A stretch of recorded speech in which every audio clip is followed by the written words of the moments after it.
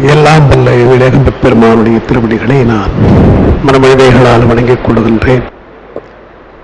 வணக்கத்திற்கு போற்றுதலுக்குரிய ஞானவையா அவர்களே, இந்த அருமையான திருமந்திர நூலை ஆர்வத்தோடு ஆழமாக சிந்திக்க வந்திருக்கின்ற சிவனையை செல்வர்களே, தாய்மார்களே, உங்கள் அனைவருடைய மனங்கனிந்த வணக்கம். 10ஆம் திருமுறையில் மந்திரம் என்றே சொல்லப்படுகின்ற ஒரு திருமுறையாக நம்முடைய நூல் அமைந்திருக்கிறது. திருமுறைகள் எல்லாம் மந்திரங்களாக இருந்தாலும், ஏனென்றால் நம்முடைய உமாதி சிவனார் திருமுறைகளை தொகுக்கிற பொழுது மந்திரங்கள் 7 கோடி, எனவே 7 திருமுறைகளாகவும், மந்திரங்கள் 11, எனவே 11 திருமுறையாகவும் வகுத்தார்கள் என்ற ஒரு குறிப்பை சொல்லுகின்ற பொழுது 7 கோடி மந்திரங்களும் 11 மந்திரங்களுமாக இருப்பது போல சைவத்திலே திருமுறைகளும் மந்திரங்களாக அமைந்திருக்கிறது. ஞானசம்பந்தருடைய வாக்கிலே சொன்னால், மருந்து வேண்டில் இவை மந்திரங்கள் இவை, மந்திரமும் தந்திரமும் மருந்துமாகி என்றெல்லாம் நமக்கு வருவதாலே திருமந்திரமும் திருமுறைகளை அடங்கினாலும் அந்த மந்திரம் என்ற சொல்லையே இதிலே அமைந்திருப்பது ஒரு தனிச்சிறப்பு. அது திருமந்திரம் என்பதாலே அந்த திரு என்பது வீடுவேற்றை தருகின்ற ஒன்றைத்தான் திரு என்பார்கள். பொதுவாக நமக்கு உலகியல்லே திரு என்றால் செல்வம், அழகு என்று பொருள் இருந்தாலும், மெய்யியல் அருளியல்லே திரு என்றால் வீடு வேறு அல்லது பெருமானுடைய அருள் என்றுதான் அதுக்கு அர்த்தம். சிவமே பெரும் திரு எய்திற்றிலேன் என்று மாணிக்கவாசகர் பாடுகிறார். அதே போல பொன்னும் மெய்ப்பொருளும் தருவானை, போகமும் திருவும் புணர்ப்பானை என்று சொல்லுகிறார். சென்று அடையாத திருவிடையான் என்று மங்களத்துக்கு சொல்லுகிற பொழுது சென்றடையாத திருவிடையான் என்று சொல்வதாலே அப்பர் பெருமானும் திரு நின்ற செம்மை என்கிறார். சிவனும் ஓசை அல்லது அறையோ உலகில் திரு நின்ற செம்மை உள்ளதே. நின்ற செம்மையாக இருப்பது பெருமானுக்கு மட்டும்தான். நமக்கெல்லாம் நிலையில்லாமல் போன திரு அவனுக்கு நிலையான திரு என்று சொல்லுகிறார். அதனால அப்படிப்பட்ட திருவை சேர்க்கின்ற ஒரு நூலாக இது திருமந்திரம் அமைந்திருக்கிறது. நமக்கு சொல்லுகிற பொழுது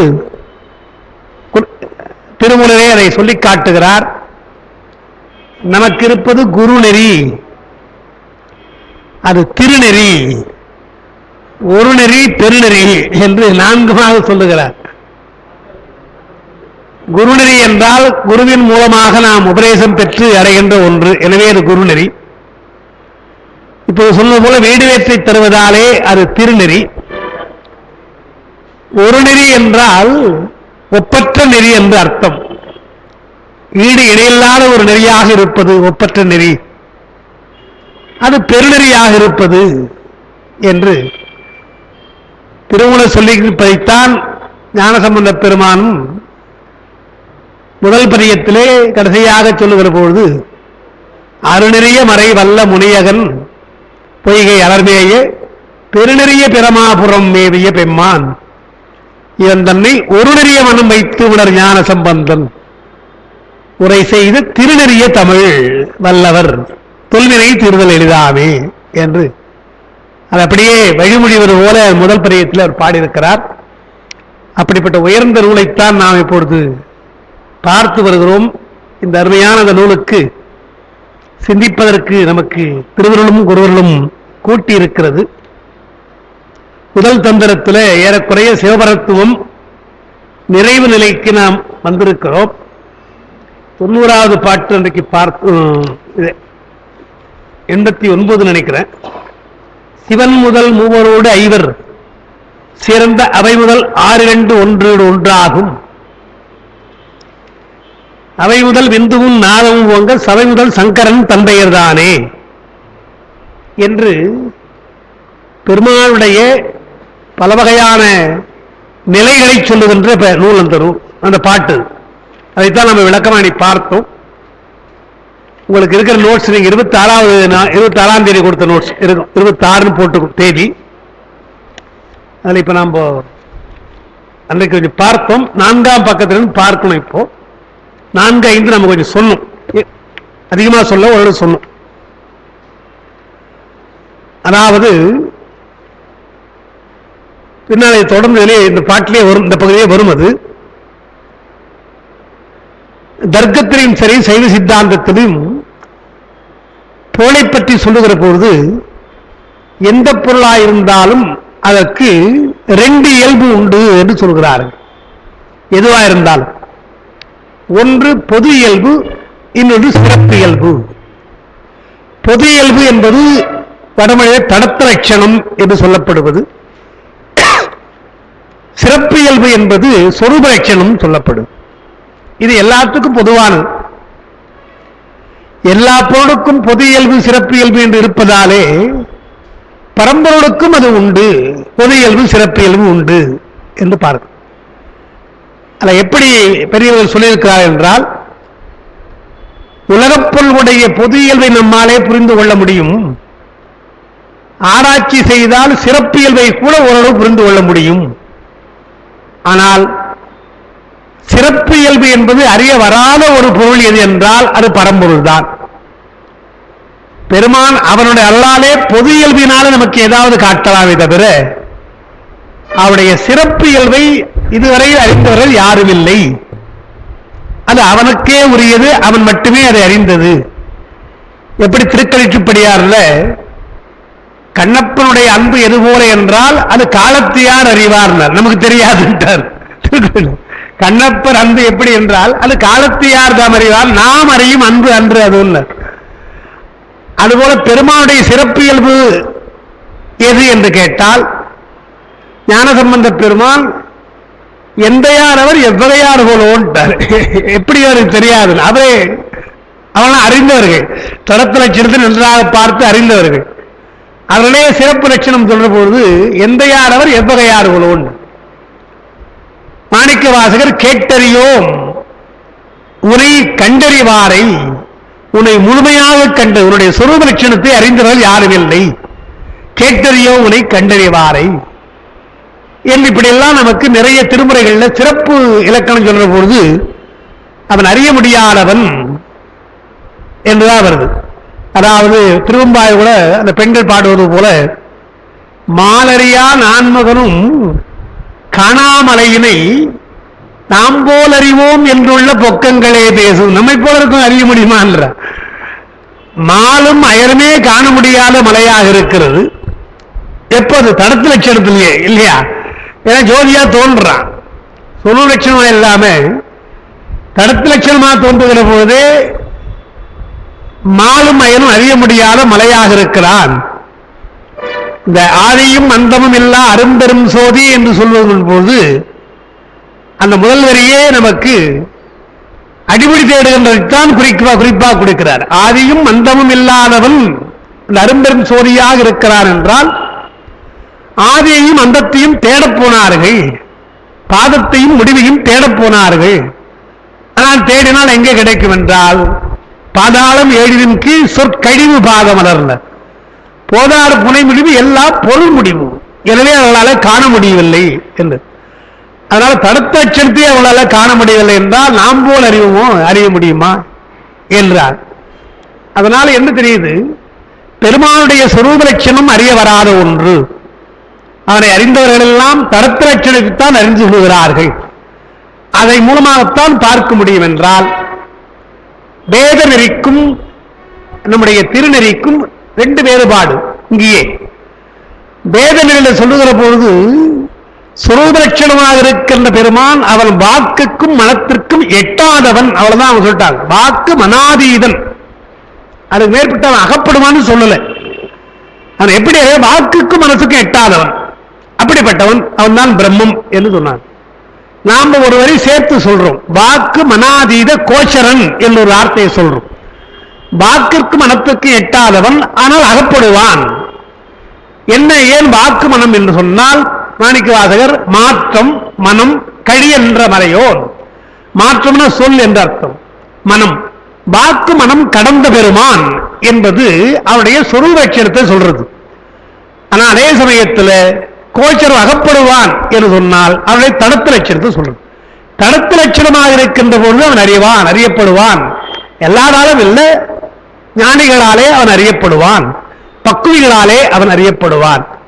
அபக்குவிகளுக்கு தடத்தட்சணம் கிடைக்காது, பக்குவிகளாக இருந்தாலும் சொரூபலட்சணம் உனக்கு தெரியாது என்று இப்படி நாம் வரையறை செய்திருக்கிறோம். அதனால சித்தமும் செல்லா சேட்சியம் என்று சொன்னால் அது சொரூபலட்சணம், பக்தி வலையில் படுவோன் என்று சொன்னால் தடத்த லட்சணம். எனவே நமக்கு அன்பிலே அகப்படுவான் என்றால் அது பொது இயல்பை சொல்லுதல், அகப்படாத ஒரு நிலை என்றால் அது சிறப்பு இயல்பை சொல்லுதல் என்று பார்க்க. அதைத்தான் இங்க சொல்லுகிறார். நமக்கு அவருடைய நிலையெல்லாம் என்ன என்றால் 9 வகையாக நாம் பார்த்தோம். நவந்தரு பேதம் என்று பார்த்தோம். அதுல சிவன் என்று சொன்னால் குழப்பமா இருக்கின்றதுக்காக பரசிவன் என்று ஒரு வார்த்தை போட்டுருவோம். பரசிவன் அல்லது பரமசிவன் என்றால் சொரூப சிவன், சுத்த சிவன் என்றால் இதெல்லாம் சொரூப லட்சணத்தை குறித்தல். அது நமக்கு அப்படி ஒரு நிலை இருக்குதுன்றதுக்காக நம்ம சொல்றோம், அவ்வளவுதான். பரமசிவனை அறிந்தவனும் கிடையாது, பராசக்தி அறிந்தவனும் கிடையாது. அது அவன் அப்படியே இருக்கிறான், அது அவர் ஒரு நிலை. அங்கிருந்து அவன் இறங்குகிறான் என்கிற போதுதான் நமக்கு ஆதிசிவன், ஆதிசக்தி என்று நாம் சொல்றோம். அந்த ஆதிசக்தி தான் 3ஆக பிரிகிறது. இச்சாசக்தி என்றும், கிரியாசக்தி என்றும், ஞானசக்தி என்றும் 3ஆக பிரிகிறது. என்றால் உயிர்களை நோக்குகிற பொழுது அவனுடைய விருப்பம், உயிர்களை நோக்குகிற பொழுது அவனுடைய செயல், உயிரை நோக்குகிற பொழுது அவருடைய ஞானம், அறிவு என்று 3மா வரத்தினால அது ஆதிசக்தி என்று சொல்லி இந்த இச்சை ஞானம் கிரியை என்ற 3ஆம் சொல்றோம். அதுதான் நம்ம நீ பார்த்தது.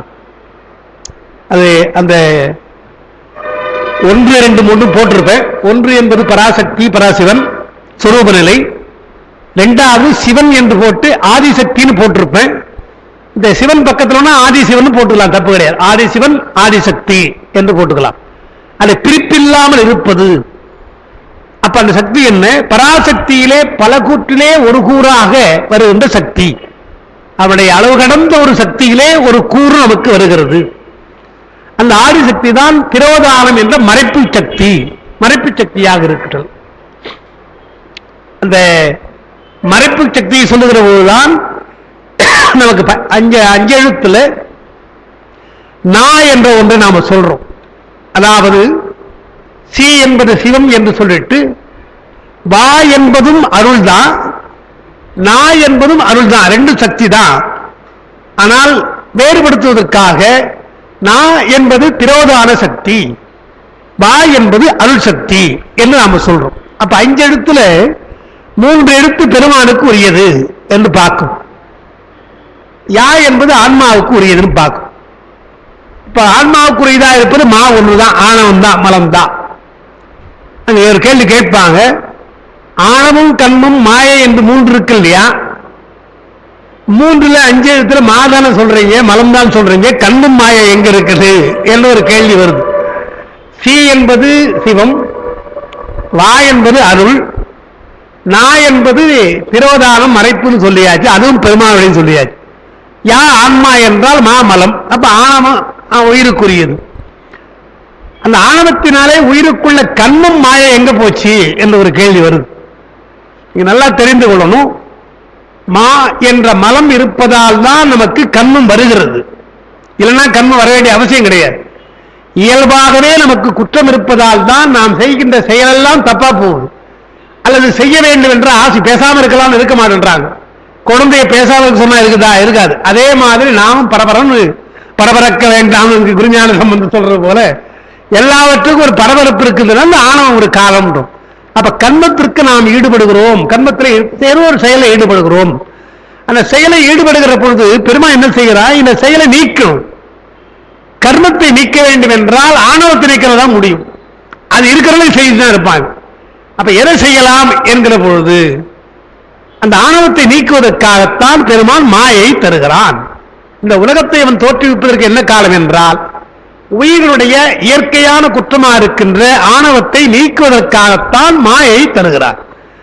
எனவே மாயை என்பது ஒரு தனு கரண புவன போகம் என்று நான்கா வைத்துக் கொண்டு உடம்பு, நமக்கு இருக்கிற கருவிகள், உடம்புல வாழ வேண்டிய ஒரு இடம், அதுக்கு நுகர்பொருளாக இருக்கின்ற மற்ற பொருள்கள். அப்போ மாயை தந்து ஆணவத்தை நீக்குகிறார். அப்ப என்ன ஆகிறது? பெருமாளுடைய அருள்சக்தி உயிருக்கு பதிகிற பொழுது நேராக பதியலை. காரணம் என்றால் ஆணவம் இருப்பதாலே. எனவே என்ன செய்யலாம் பெருமான்? மாயை மூலமாக கண்மத்தின் மூலமாக இந்த ஆணவத்தை நீக்க போறார். செயல் செய்ய செய்ய உங்களுக்கு புத்தி அதிகமாகும். இன்னைக்கு கூட ஒரு ஏதாவது வேலைக்கு போகணும்னு சொன்னா என்ன எக்ஸ்பீரியன்ஸ் உங்களுக்கு கேட்கிறாங்க. எல்லாவற்றுக்கும் ஒரு எக்ஸ்பீரியன்ஸ் இருக்கு இல்லையா? ஒரு ஆசிரிய தொழில் போனாலோ மற்ற தொழில் போனாலோ பயிற்சி வேண்டும். அந்த எக்ஸ்பீரியன்ஸ் என்று சொன்னால் அறிவு கூர்மையாகும். செயல் செய்ய செய்ய நமக்கு கூர்மையாக ஆகும். பழமொழி சொல்லியிருக்காங்க இல்லையா? பாட பாட நமக்கு ராகம் என்று சொன்னார்கள் இல்லையா? அதனால அந்த ஒரு பயிற்சியினாலே நமக்கு அந்த தொழில் திறமை வருகிறது. அப்போ தொழில் செய்ய செய்ய அறியாமை குறைகிறது, ஆணவம் நமக்கு குறைகிறது. எப்படி குறையும் சொன்னா, நாம் செய்கிற தொழில் நாம் நிச்சயமா முடிச்சுவோம், ஒரு 2 நாள்ல நினைப்போம். அது முடிக்க முடியாது. ஏதாவது ஒரு தடை வரும். ரொம்ப பிரமாதமா செய்து முடிப்புன்னு நினைப்போம், முடியாது. அவன் துணை வருவான்னு நினைப்போம், முடியாது. எத்தனையோ நல்ல காரியத்திற்கு 400 இடையூறுன்னு சொன்னாங்க பழமொழி. அவர் காரியம் வளர்த்தா 400 இடையூறு. அப்ப இவ்வளவு இவ்வளவு தொழில் செய்தால் என்னடா நாம நினைச்ச மாதிரி முடிக்க முடியலையே என்று நம்முடைய தன்முனைப்பு மேலே, ஆணவத்தின் மேலே நமக்கே ஒரு சந்தேகம் வரும். ஒன்னும் முடியாத போல இருக்கு, யாராவது துணை வேண்டும் போல் தெரிகிறதே என்றுதான் அவங்க சொல்றோம் இல்லையா? அப்ப இந்த அறியாமை கொஞ்சம் கொஞ்சமா நீங்குகிறது. தொழில் செய்ய செய்ய ஆணவம் குறைவதாலே பெருமாள் என்ன செய்கிறான்? கண்மத்தையும் கொடுத்து, கண்மத்தை செய்வதற்கு மாயா காரியங்களையும் கொடுத்து, விருப்பத்தை கொடுத்தான். இதை போய் அடைய வேண்டும், இதை போய் அடைய வேண்டும் என்று. எது சொல்றேன்னா, ஐயாவுக்கு தெரியும் நினைக்கிறேன், ஞானபிரகாஷ் ஐயாவுக்கு. நீங்க இருந்தது அப்புறம் தான் நினைக்கிறேன், நம்முடைய திருநெல்வேலியில சண்முகம் சார் வந்தாங்க. இப்போது திருவாரூரை ஆதீனம் இயக்குனர் கந்தசாமி அவர்களும் சண்முகம் அவர்கள் திருநெல்வேலியில பெரிய சித்தாந்தி, அவர் பெரிய சித்தாந்திகள் 2 பேரும் சென்னை பல்கலைக்கழகத்துக்கு வந்தாங்க. என்ன கேட்டாங்கன்னா, எங்க பேரை சேர்த்துங்க, மாணவரா சேர்த்துங்க. 2 பேரும் எங்களால வர முடியாது, நீங்க பேரை சேர்த்துங்க, நாங்க பணம்லாம் கட்டிடுறோம். நாங்க சரிங்க, அதுக்கு என்ன வாங்க, வகுப்புக்கு மட்டும் எங்களால வர முடியாது, எங்களுக்கு வெவ்வேறு வேலை இருக்குன்னா, வகுப்புக்கு இல்லாம எப்படி நம்ம டிகிரி கொடுக்க முடியும்? பிரச்சனை ஒன்றும் இல்லாத எம்ஏ கொடுக்கணும் இல்லையா? ஐயா அது முடியாத பிறகு இல்ல இல்ல எங்களுக்கு ஒரு டிகிரி வேணும், அதுக்காக தான் அப்படின்னாங்க. நானும் அவர்கிட்ட, உங்களுக்கு எதுக்கு டிகிரி? எல்லாம் நல்லா படிச்சோம், நீங்களாம் பல பாடங்கள் நடத்துறீங்க, கோடை வகுப்புலாம் நடத்துறீங்க. நான் போய் அவெல்லாம் மலேசியாலாம் வராது, அடிக்கடி வராது, பாஷெல்லாம் நடத்து. உங்களுக்கு இல்ல இல்ல ஒரு டிகிரி இருந்தா நல்லா இருக்கும்னு நினைக்கிறோம்னா என்னாச்சுன்னா, இப்போ ஏதோ ஒரு அந்த இப்ப டிகிரி என்ன போச்சு, இப்போ டிகிரி வாங்கினா அவ்வளவு பிரமாதம் இருக்கலாம், சும்மா வாங்கலாம். அவங்க என்ன நினைக்கிறாங்க, டிகிரி இருந்தால் நல்லா இருக்கும் அல்லவா என்பது அப்படி ஒரு மாயை வருது இல்லையா அவனுக்கு. ஏதோ ஒரு மயக்கம், எல்லாம் படிச்சவங்க தான் எல்லை போத டிகிரி ஆக போகுது. ஆசா ஞான சம்பந்தம் இதுல அதான் அது என்ன, ஒரு தடவை சென்னை பல்கலைக்கு சென்னையில ராஜேஸ்வரி கல்யாண மண்டபத்தில் பெரிய விழா, ஆசா ஞானத்துக்கு பாராட்டு விழா வைக்கிறாங்க. ஆசா ஞானத்துக்கு பாராட்டு விழா வைக்கிறாங்க. அப்ப எல்லாம் பரவையா பேசுறாங்க அவரை பத்தி. ஒருத்தர் சொல்ற பொழுது என்ன சொன்னார், யார் யாருக்கோ டாக்டர் பட்டம் கௌரவ பட்டம் கொடுக்குது பல்கலைக்கழகங்கள், நம்முடைய ஐயாவுக்கு கொடுக்கல, ஆசாவுக்கு கொடுக்கலையே என்று அது ஒண்ணு சொன்னார். சொல்லிட்டு எல்லாம் கேட்டு உட்கார்ந்தாங்க. அடுத்து இன்னொருத்தர் நண்பர் ராஜகோபன் அவர் பேசினார், பல்கலைக்கழகங்கள் எல்லாம் மாணவர்களுக்குத்தான் பட்டம் தரும், பல்கலைக்கழகத்திற்கே பல்கலைக்கழகம் பட்டம் தராது அப்படின்னாரு. அவரே பெரிய பல்கலைக்கழகம், அவருக்கு தான் பட்டம் வேண்டும் அப்படின்னு. அதுபோல அது ஒரு ஆசை, டிகிரினா அது இருந்தா நல்லா இருக்கு இல்லையா? அது போல சில ஆசையை பெருமான் தூண்டுகிறான் இல்லையா? ஒரு பொருள்களில் ஆசை வருது இல்லையா? அந்த பொருள்களிலே ஆசையை தூண்டி அதை அடைவதற்கு முயற்சி பாடுபட்டு அப்ப போடா போட்டு என்று வெறுப்பு வந்து இதெல்லாம் உங்களுக்கு ஆணவத்தை நீக்குவதற்காக. அதனால என்ன செய்தாங்க, பொருள்கள் மேல ஆசையும் செயல் செய்ய வேண்டும் என்ற முயற்சி இருக்கு இல்லையா, இதெல்லாம் மறைப்பு சக்தின்னு பெருமான் உங்களுக்கு மறைக்கிறான். இதை அடைய வேண்டும் என்ற ஒரு விருப்பமும் இதை செய்ய வேண்டும் என்ற விருப்பம் இருக்கு இல்லையா, அது மறைப்பு சக்தி. எனவே அது நா என்பதே அடங்குகிறது. அப்போ சி வா என்றால் நேரடியாக பெருமானும் அருளும் அருள் சக்தியும். நா என்பதில் தான் கண்ணும் மாயை அடங்குது. மா என்பதில் மலம் அடங்கு. அதை எப்படி வைத்துக் கொள்ளணும்? பதிபசு பாகம் என்ற மூன்றுல பதி சி அதனுடைய அருள் தான் வா. நா என்பதுல மறைப்பு சக்தி கண்மத்தின் மூலமாகவும் செயல் மூலமாக தான் மறைக்கலாம் பெருமான். எனவே அந்த மறைப்புக்கு நா என்றால் கண்மம் மாயை, மா என்பது மலம், யா என்பது ஆன்மா என்று அப்படி அந்த மனங்கள் எல்லாம் அந்த ஐந்துக்குள்ள இருக்குது. அதுக்காக அப்படி சொல்லுவாங்க. அதுபோல இங்கே ஆதிசக்தியாக வருகின்ற பொழுது இச்சாசக்தி, கிரியாசக்தி, ஞானசக்தி என்று மூன்றாக அந்த கூறு பிரிந்து மூன்றாக வருது. உலகை உய்விக்கவும் அச்செயலுக்கு ஆவணவற்றை அறியவும் அறிந்தவாறு செய்ய செயலும் அந்த கிரியாசக்தியாக மாறுகிறது என்ற. அதுக்கப்புறம் சிவன், அதுக்கப்புறம் தான் சிவன் என்று தடத்த சிவன் என்று வருது. தடத்த சிவனாக வருகின்றவன் சுத்தமாயை பார்க்கிறான். படைப்பு என்பது அன்னைக்கு சொன்னோம். படைப்பு என்பதற்கு உதவுதல் எது என்று சொன்னால் மாயை. அதுதான் பெருமானுக்கு துணையாக இருக்கிறது என்பார். துணையே வேண்டாத ஒரு பெருமானுக்கு துணை வேண்டுமா என்று ஒரு கேள்வி நமக்கு இருக்கிறது. மாயை என்று வேண்டுமா என்று இருக்குது. மாயா காரியங்கள் என்றால் நம்முடைய உடம்பு மாயை உயிருக்கு சூக்கும அறிவு இல்லாதனால தூள அறிவு தான் இருக்கிறது. எனவே மாயினுடைய தொடர்போடு தான் அது அறிய முடியும், இல்லைன்னா முடியாது. ஒரு புத்தகம் இல்லை என்றால் நம்மாலே படிக்க முடியாது, நினைவு கொள்ள முடியாது. அவ்வளவுதான் படிச்சு வச்சுன்னா டக்கு மறந்து போகும். அந்த புத்தகத்தை வச்சு பார்ப்போம் இல்லையா? அதுபோல் நமக்கு ஒரு துணை தேவை. எனவே துணை இல்லாமல் வாழுகின்ற ஒரு உயிருக்கு, வாழ முடியாத உயிருக்கு துணை வேண்டும் என்றுதான் மாயை தருகிறான் பெருமான் என்று பார்க்கணும். அப்ப அந்த சுத்த மாயை மூலமாக சிவம் சக்தி அங்கே இரண்டாக இருக்கிறது. சிவம் சக்தியாக பிரிகிறான்.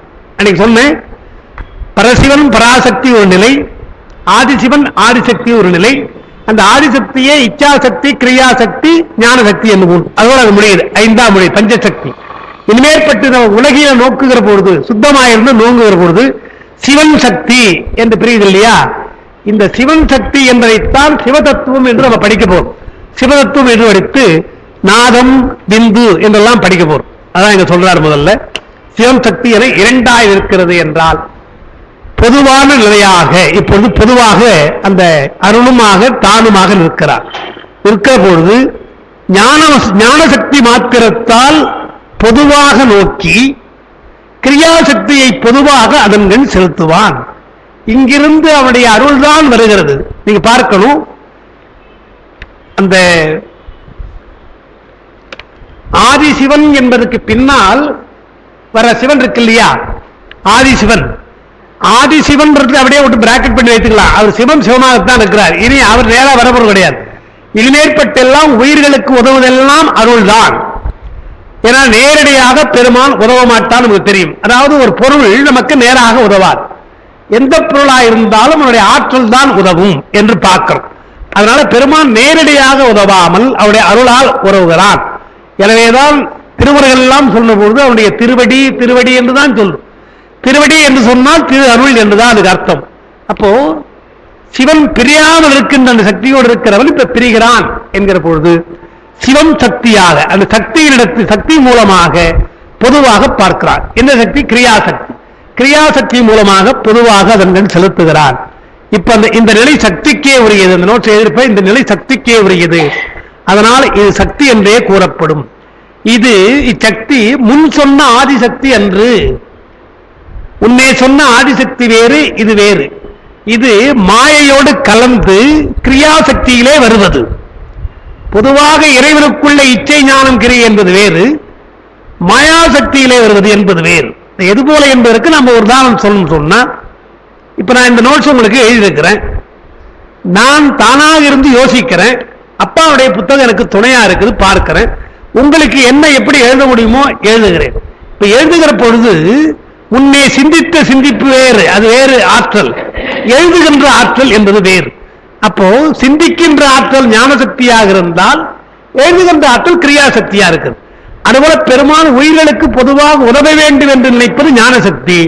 செயல்படுகிற பொழுது கிரியாசக்தியாக வருகிறான். அதான் அந்த கிரியாசக்தி என்று சொல்லி அது சக்தி என்று சொல்றோம். இது முன் சொன்ன ஆதிசக்தி என்று என்றால் பொதுவாக ஆதிசிவன் ஆதிசக்தியா உயிர்களை நோக்குகிற போது இருக்கு இல்லையா, அது அல்ல, செயற்படுகிற போது அது சக்தியாக மாறுகிறது. அதான் பொது நிலை என்று பார்த்தோம். இங்க சிவன் சக்தி என இரண்டாக நிற்பான். அப்புறம் 5வது பக்கத்துல சிவன் சுத்தமாயையை சிறப்பாக ஞான சக்தியால் நோக்கி தன்னுடைய ஞான சக்தியாலே சிறப்பாக பார்த்து நாதம் என நிற்பான். பின் கிரியாசக்தியை சிறப்பாக செலுத்துவான். அவன் சக்தி விந்து எனப்படும். எனவே இந்த அளவில் இறைவனது நிலை சிவன், சக்தி, நாதம், விந்து என 4ஆகும். அப்போ பொதுவாக பார்த்தல் என்பது வேறு, சிறப்பாக பார்த்தல் என்பது வேறு. சுத்தமாயை என்பதுதான் துணையாக இருக்கிறது. அதை பொதுவாக பார்த்து என்னென்ன செய்யலாம் என்பதை சிறப்பாக பார்க்கிற பொழுது சிவம் சக்தி என்றும் நாதம் வெந்து என்றும் 4ஆக மாறுகிறது. இந்த 4ம் அருவம், உருவம் கிடையாது, அருவம். ஏன் அருவம் என்று சொல்கிறார் என்றால் இந்த 4லும் ஞானம் இருக்கிறது. ஞான வடிவாக இருந்து அவன் செய்கிறான் பார்க்கிறோம். இந்த சிவம் சக்தி நாதம் இந்து என்பதுதான் சொல் உலகம் போட்டுக்கணும். நாங்க எழுதல, பொருள் உலகமாக பின்னா வரதெல்லாம் தனியாக வருகின்றது. சிவதத்துவம் என்று சொல்வதெல்லாம் சொல் உலகம். நமக்கு முதல் முறையாக நமக்கு உயிர்களுக்கு உதவுதல் சொல்தான், ஓசி தான் முதல்ல உதவுது, அப்புறம் தான் பொருள் உதவ போகுது. எனவே முதல்ல சொல்லை சொல்வதாலே நாதம் பிந்து சிவம் சக்தி அப்படி போட்டுக்கணும். அங்க எழுதியிருக்கிற ஏன் அப்படி சொல்றோம்? சிவன் என்றால் பரநாதம், நாதம் என்றால் அபரநாதம், சக்தி என்றால் பரவிந்து, பிந்து என்றால் அபரவிந்து என்று நாம் பிரிச்சிருக்கிறோம். பரம் என்றால் மேல், அபரம் என்றால் கீழ் என்றார். கொஞ்சம் கொஞ்சமாக பெருமானுடைய அருள் உயிர்களை நோக்கி வருகிற பொழுது சிவமாக இருந்து அப்புறம் நாதமாக மாறுகிறான். அது எப்படி உதாரணம் வைத்துக் கொள்ளணும் என்றால், நமக்கு நாதம் என்ற நிலைதான் சூக்குமம், அதுல கூட நமக்கு தெரியாது. எது போல என்றால் பேசுகிற பொழுதும் சரி, பாடுகிற பொழுதும் சரி, பாட்டில் இன்னும் சுலபமா புரியும். ஒரு நல்ல பாட உட்கார்ந்தாங்கன்னா முதல்ல ஒரு ஆலாபனைக்காக கொட்டுவாங்க.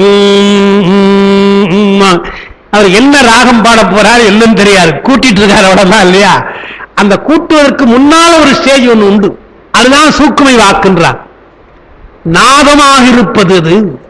இசை கூட நமக்கு நாதம் ஏன் சொல்றோம் என்றால் அந்த ஓங்காரம் என்பதிலிருந்து தான் பின்னால வரப்போகுது. வெளிப்படுகிற பொழுது என்ன ராகம் வருகிறதோ அதுதான் நமக்கு அந்த ராகத்தினுடைய பெயர் தெரிஞ்சு போச்சு, நல்லா தெரிஞ்சு போச்சு. அது முன்னால் நமக்கு தெரியாது. சொல்லும் அப்படித்தான். சொல் என்பதும் கூட நான் பேசுவதற்கு முன்னாலே ஏதோ நினைக்கிறேன், வெளியில வருகின்ற போதுதான் அது சொல்லா வருது. அப்ப என்ன சொன்னாங்க?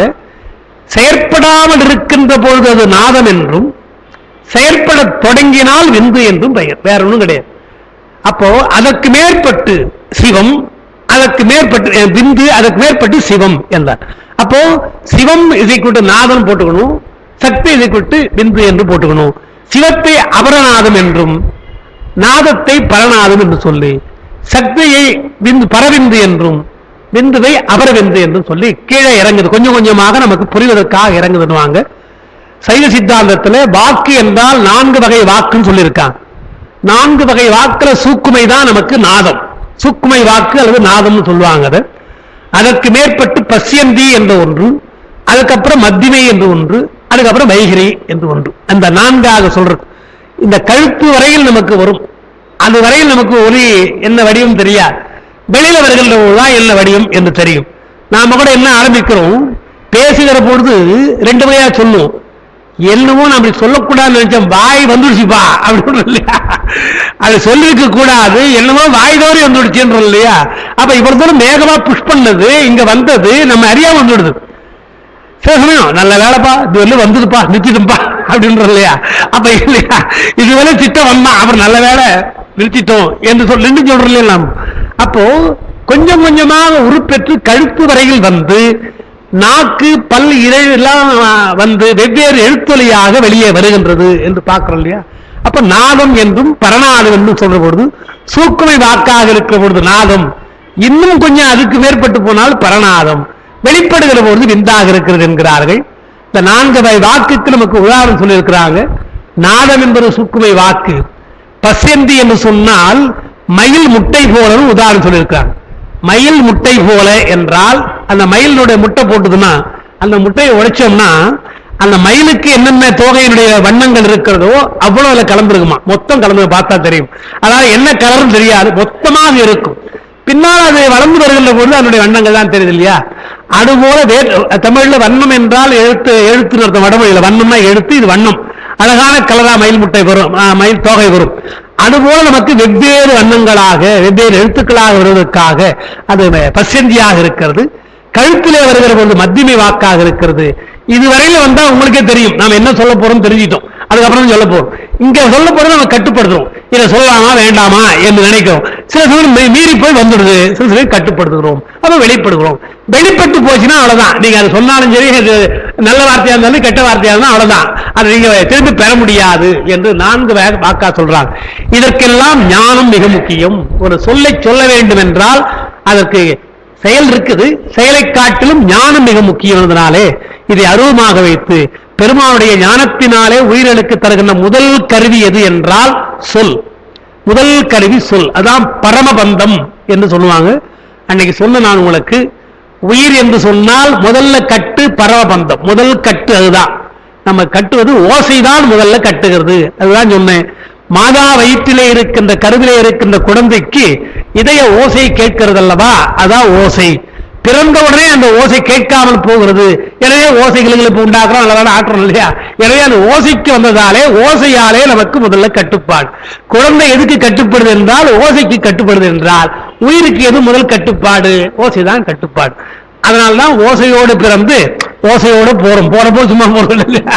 போறபோது அந்த நெய்தல் பறையாக சொல்லுகின்ற சாப்பறை என்று நாம் வைத்திருக்கிறோம் இல்லையா. தொடங்குகிற போதும் ஓசைதான், போற பொழுது நமக்கு ஓசைதான் என்று நம்ம பார்க்கிறோம். அடிப்படையாக என்ன பிறக்கிற பொழுது குழந்தைகள் அழுகிறது, போற பொழுது மற்றவர்கள் அழுகிறாங்க, அதை வச்சுட்டு போறோம். மற்றபடி ஒன்றும் செய்யறது கிடையாதுன்னு பார்க்கணும். அதை ஞானம் சொல்றார். அப்ப 4ம் நமக்கு ஞானம் என்று சொல்லி, நாதன் என்ற நிலையில் தான் அவனுக்கு நாதன் என்ற பெயர் என்று நாம சொல்லணும். அப்புறம் 6வது ஞான சக்தி கிரியாசக்தி சமமாக இருத்தல்.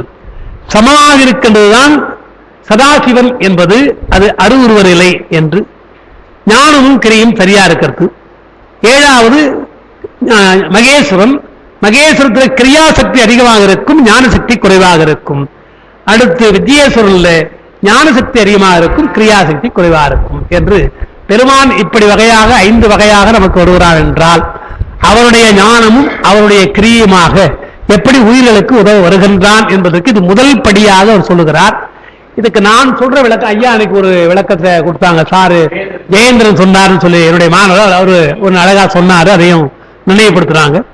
நான் சொல்ற பொழுது எப்படி சொல்றதுன்னா, இப்ப நம்ம வகுப்பு நடக்கிற பொழுது இப்போ உங்கள்கிட்ட நோட்ஸ் கொடுத்துட்டோம், நோட்ஸ் இல்லைன்னு வைத்துக் கொள்ளுங்களேன். இப்ப நான் நடத்துறேன், பாடம் நடத்துறேன், ரொம்ப சீரியஸா நடத்துற போது நீங்க கேட்கறீங்க, முழுமையாக கேட்கறீங்க இல்லையா, அது ஞானம். அப்படியே ஞான சக்தியாவே இருக்கிறீங்க, அப்படியே ஞானத்தோடு இருக்கீங்க. அதுக்கப்புறம் நான் நிறுத்திட்டு என்ன பண்ணுவேன், அதை எழுதுங்க என்று நோட்ஸ் கொடுப்பேன், டிக்டேட் பண்றேன். ஏதாவது ஒரு டிக்டேட், இது ரெண்டு வரையும் எழுதுங்க, முக்கியமானது சொல்றேன். நான் டிக்டேட் பண்ற பொழுது நான் என்னவோ டிக்டேட் பண்ண கேட்டுருக்கீங்க, அது என்னெல்லாம் யோசிக்க மாட்டீங்க, யோசிக்காம அப்படியே நீங்க எழுதுறீங்க, கிரியாசக்தியாக எழுதுறீங்க, அது எழுதுறீங்க. அப்போ கேட்கிற பொழுது முழுக்க முழுக்க ஞானமாக இருந்து கேட்கிறீர்கள்.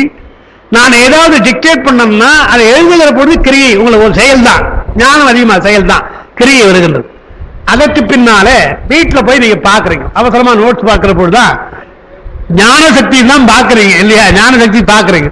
இங்க அவசரமா எழுதிருப்பீங்க, அது மறுபடியும் திருத்துறீங்க இல்லையா, அது கிரியாசக்தி கூட கூட வருது இல்லையா. ஞானமும் கிரியமாக நீங்க மாற்றி எழுதுகிறீர்கள் என்று பார்க்கணும். அதற்கு பின்னால் இதை அழக நீட்டா எழுதணும்பா இந்த பாடத்தை என்று தனியாக ஒரு பேப்பர்ல நோட்ல போட்டு எழுது. முழுக்க முழுக்க கிரியாசக்தி அதிகமா இருக்கும், ஞான சக்தி குறைவா இருக்கும். ஏன்னா அப்ப நீங்க சிந்திக்க மாட்டீங்க, ஆமா ஐயா இங்க ஒன்று சொன்னாங்களே என்று கொஞ்சம் யோசிப்பீங்க, டக்குனு ஞாபகம் எழுதுவீங்க. அப்ப கிரியாசக்தி அதிகமாக ஞான சக்தி குறைவா இருக்கு. அதுக்கப்புறம் நீங்க வரைங்க, எங்க எக்ஸாமுக்கு வரைங்க, வருகின்ற பொழுது ஞான சக்தி தான் முக்கியமா இருக்கணும் உங்களுக்கு இல்லையா, அதிகமா இருக்கணும். அப்பதான் கிரியாசக்தி. எழுதுவதற்கு உங்களுக்கு தெரியும், ஆனால் என்ன படித்தோம், என்ன நினைவு இருக்கிறது, அதுதான் வேகமா எழுத முடியும். அப்ப ஞான சக்தி உங்களுக்கு மிகுந்திருக்கிறது, கிரியாசக்தி குறைவா இருக்கிறது என்று இது மாதிரி ஒன்னொன்றையும் பார்க்கலாம். இது உதாரணத்துக்காக நான் சொன்னேன். இது மாதிரி எல்லாவற்றையும் நீங்கள் பார்க்கிற பொழுது ஒரு தொழிலாளி என்று சொன்னால் அவன் கிரியாசக்தி தான், அவன் ஞானம் சக்தி அவசியம் கிடையாது. தோண்டு போனா அவன் தோண்டிட்டே இருப்பான், தோண்டிட்டு இருப்பான்.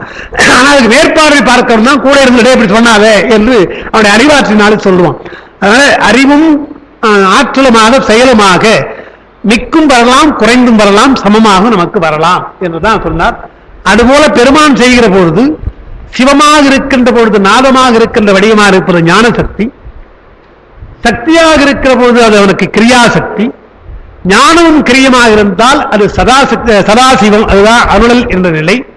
அதுக்கடுத்து மகேஸ்வர மூர்த்தமாக இருக்கிற 25 மகேஸ்வர மூர்த்தங்கள், அது கிரியை அதிகம். அதெல்லாம் இப்போ கூட்டுரைத்தல், காலசம்பார மூர்த்தி சொல்றோம் இல்லையா, அது வீரபத்ரர் இதெல்லாம் சொல்றோம் இல்லையா, செயல்கள் 25 மகேஸ்வர மூர்த்தங்கள். யோக வடிவம், போக வடிவம், வேக வடிவம் என்று சொல்லுகின்ற அத்தனை வடிவங்களும் 25 மகேஸ்வர மூர்த்தங்கள். அதற்கு பின்னால் இருப்பது சுத்த வித்தை என்று சொல்றதுதான் நமக்கு வித்யேஸ்வரன் என்று சொல்லி ஞானசக்தி அதிகமாக இருக்கின்ற படைத்தல், காத்தல், அழித்தல் என்ற மும்மூர்த்திகளாக பெருமான் இருக்கிறான் என்பது. அதுவரையில் நாம் அங்க பார்த்தோம். இதை மேற்பட்டு இங்க அந்த 5ஆம் பக்கத்தில் கடைசியில் இருக்கிறதான் பார்க்கணும் இன்னைக்கு.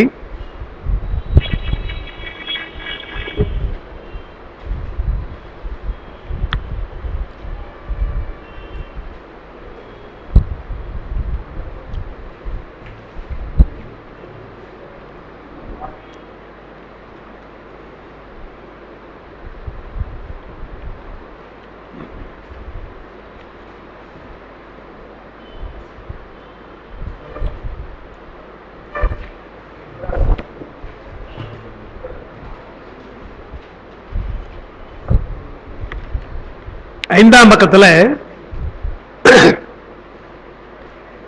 முதல்ல படிச்சது என்னன்னு, பின்பு ஞான சக்தியை மிகுதியாகவும் கிரியாசக்தியை குறைவாகவும் செலுத்தி உரியோர் சிலரை ஏவி அசுத்த மாயை பிரகிருதி மாயைகளில் ஐந்தொழில் செய்தல், இந்நிலையில் வித்யேஸ்வரன் எனப்படுவான். வித்யேஸ்வரன் ஞான சக்தி அதிகமாகவும் கிரியாசக்தி குறைவாகவும் இருப்பது அப்படின்னு போட்டிருக்கு. அது என்ன என்பதை கொஞ்சம் பாருங்க. சைவ சித்தாந்தம் படைப்புக்கு முதற்காலமாக சொல்லுகிற பொழுது மாயை சொல்லுதுன்னு சொன்ன, மாயை தான் அது முதற்காலம். இந்த மாயை என்றால் என்ன என்றால் பெரும் சக்தி தான், வேற ஒன்றும் கிடையாது. அதுக்கு பேர் நான் மாயை வைத்துக்கிறோம். மாயனா மயக்குதல், மற்ற பொருளா இல்லை. அதாவது சில நேரமே இருக்கிறது அப்புறம் மறைந்து போகுது, அதெல்லாம் அல்ல. மாயை என்பதற்கு சைவ சித்தாந்தம் கொள்ளுகின்ற பொருள் எல்லா ஆற்றலும் அடங்கி இருக்கின்ற ஒரு பொருள், அதான் மாயை. இப்ப அதுக்கு நம்ம சொல்ல பொழுது அணு என்று சயின்ஸ் எல்லாம் சொல்லுது. நாம் அணுவை சொல்றது கிடையாது, அதை விட மேலாக இருக்கிற ஒன்று சூக்குமா இருக்கிற பொருள் சொல்றோம். என்னென்ன ஆற்றல் இருக்குதுன்றதை நீங்க வேற ஒன்றும் பார்க்க வேண்டாம். உலகத்தில் எத்தனை படைப்புகள் இருக்குது. உடம்பு என்று சொன்னால் மக்கள் உடம்பு மட்டுமல்ல, ஊர்வன, பரப்பன, நீர்வாழ்வன என்று விலங்குகள் என்று எத்தனை இருக்குது. விலங்கே வைத்துக் கொள்ளுங்க, ஆடு ஒரு மாதிரி இருக்குது, மாடு ஒரு மாதிரி இருக்குது, கழுத ஒரு மாதிரி இருக்கிறது, குத ஒரு மாதிரி இருக்குது, எல்லாம் உடம்பு தானே. அதே மாதிரி படைப்புகள் பாருங்க, எல்லா படைப்புகளும் நிலம் என்றால் அப்படி, மலை என்றால் இப்படி, கடல் என்றால் இப்படி, இத்தனை வடிவங்களும் இத்தனை ஆற்றல், எத்தனை அல்லது ஆற்றல், ஏதோ ஒரு ஆற்றல் இருக்கு, ஏதோ ஒரு ஆற்றல் இருக்கு. இதெல்லாம் எங்கிருந்து வருகிறது என்றால் எல்லா ஆற்றலையும் அடக்கி இருக்கின்ற ஒரு பொருள், அதைத்தான் மாயை, வேற ஒன்றும் கிடையாது. உலகப் பொருள்களாக பரிணமிக்கின்ற அத்தனை ஆற்றல்களும் அது வடிவமாக இருக்கலாம், சக்தியாக இருக்கலாம், எதுவா இருந்தாலும் அவையெல்லாம் நமக்கு மாயை. நான் நல்லா சொல்லியிருக்கேன், உடம்பும் சொல்லியிருக்கிறேன், மலை கடலும் சொல்லியிருக்கு. 5 பூதங்கள் வைத்துக் கொள்ளுங்க, பொதுவாக 5 பூதங்கள் வச்சுங்க. இந்த 5 பூதங்கள் ஆகாயத்தை விட்டுருங்க, நமக்கு கைக்கு வரல, அது அகப்படாது. இந்த 4 இருக்கிறது. இந்த 4ம் சட ஆற்றல் தானே தவிர அறிவாற்றல் உடையதல்ல. தரை தடுக்குகிறது வழுக்குகிறதுன்னு சொன்னா அறிவாளியா இருந்தாலும் வழிக்கணும், அறிவற்றும் அது கவலை கிடையாது. அறிவாளி போராது வழுக்க கூடாது இருக்குதான் கிடையாது, வழிக்கணும், தடுத்துரும். தண்ணீர் அப்படித்தான், வெள்ளம் என்று சொன்னால் அடிச்சும் போயிடும். நம்முடைய கடல் கோள்ல நல்ல நூல்லாம் போச்சுன்னு ஏன் சொல்றோம் இல்லையா, அதுக்கு தெரியாது. சேக்கரார் தான் அதை சொல்றார். அந்த வைகை ஆறு கடல்ல போய் கலக்கல, அது இன்னைக்கு சொல்ல, அது எங்க போய் ஆற்றுல குறைந்து ஒரு கொட்டையில போய் நின்று வச்சாங்க, கடல்ல போலன்னு சொல்லுவாங்க. வைகை ஆறு கடல்ல கலக்காத என்ன காலம் என்றால் அது பாண்டி நாட்டில் பாய்கின்ற ஆறு. பாண்டியன் தான் தமிழ் வளர்த்தான். எல்லா தமிழ் நூல்களையும் சங்க காலத்து முதற் சங்கத்திலிருந்து இடைச்சங்கம் பாண்டியன் தான் வளர்த்தான்.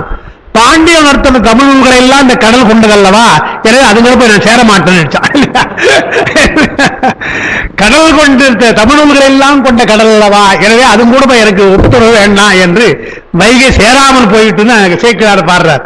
அதனால அப்படி சொல்றோம் இல்லையா. அப்ப எல்லா நூல்களும் கடல் போல போச்சுன்னா தண்ணீருக்கு என்ன தெரியும், அது போயிட்டு. தீ அது மாதிரிதான், நெருப்பு ஒன்றும் தெரியாது. ஆக இவையெல்லாம் சட ஆற்றல், காற்று எல்லாம் சட ஆற்றல். ஆனால் நாம் அறிவு இருக்கு இல்லையா, நம்முடைய உயிர், அது ஒன்றுதான் அறிவாக்குப்பா. அப்ப மாயை மூலமாக வருகின்ற எல்லா ஆற்றலும் சட ஆற்றல். அது எதுவா இருந்தாலும் சட ஆற்றல் தான். நாம் என்ன பண்றோம், இந்த சடப்பொருள்களுக்கு ஆசைப்படுகிறோம். நீ உனக்கு அதுக்கு சம்பந்தமே கிடையாது, நீ அறிவாளி. அது சடப்பொருளாக இருக்கின்ற மாயிலிருந்து வந்த பொருள். அது உடம்பே அப்படித்தான். நீ உடம்புல ஆசைப்பட்டா மட்டும் ஒரு போடுமா நம்மளுக்கு உடம்ப பாதுகாக்க எவ்வளவு கஷ்டப்பட வேண்டியதா இருக்கு.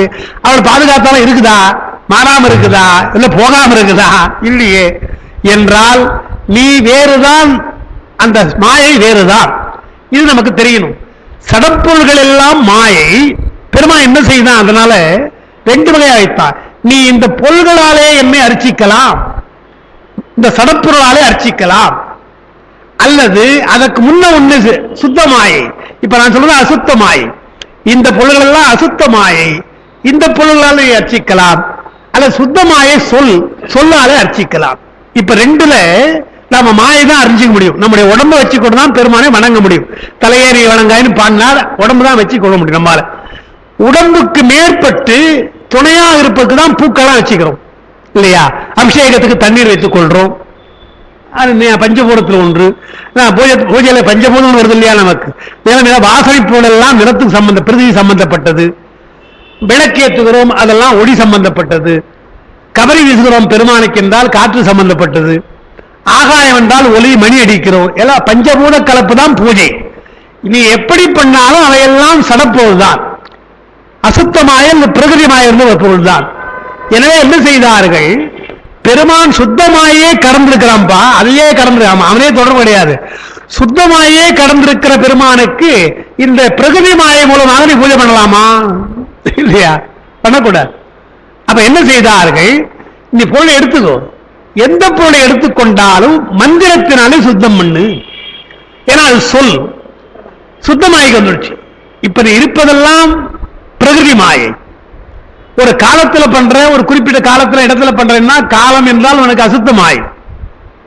அறிவினாலே சிந்திக்கிறாய் என்றால் கலை வித்தை எல்லாம் அசுத்தமாயை. எனவே அசுத்தமாயினாலும் பிரகிருதி மாயை போலாலும் நீ பண்ற.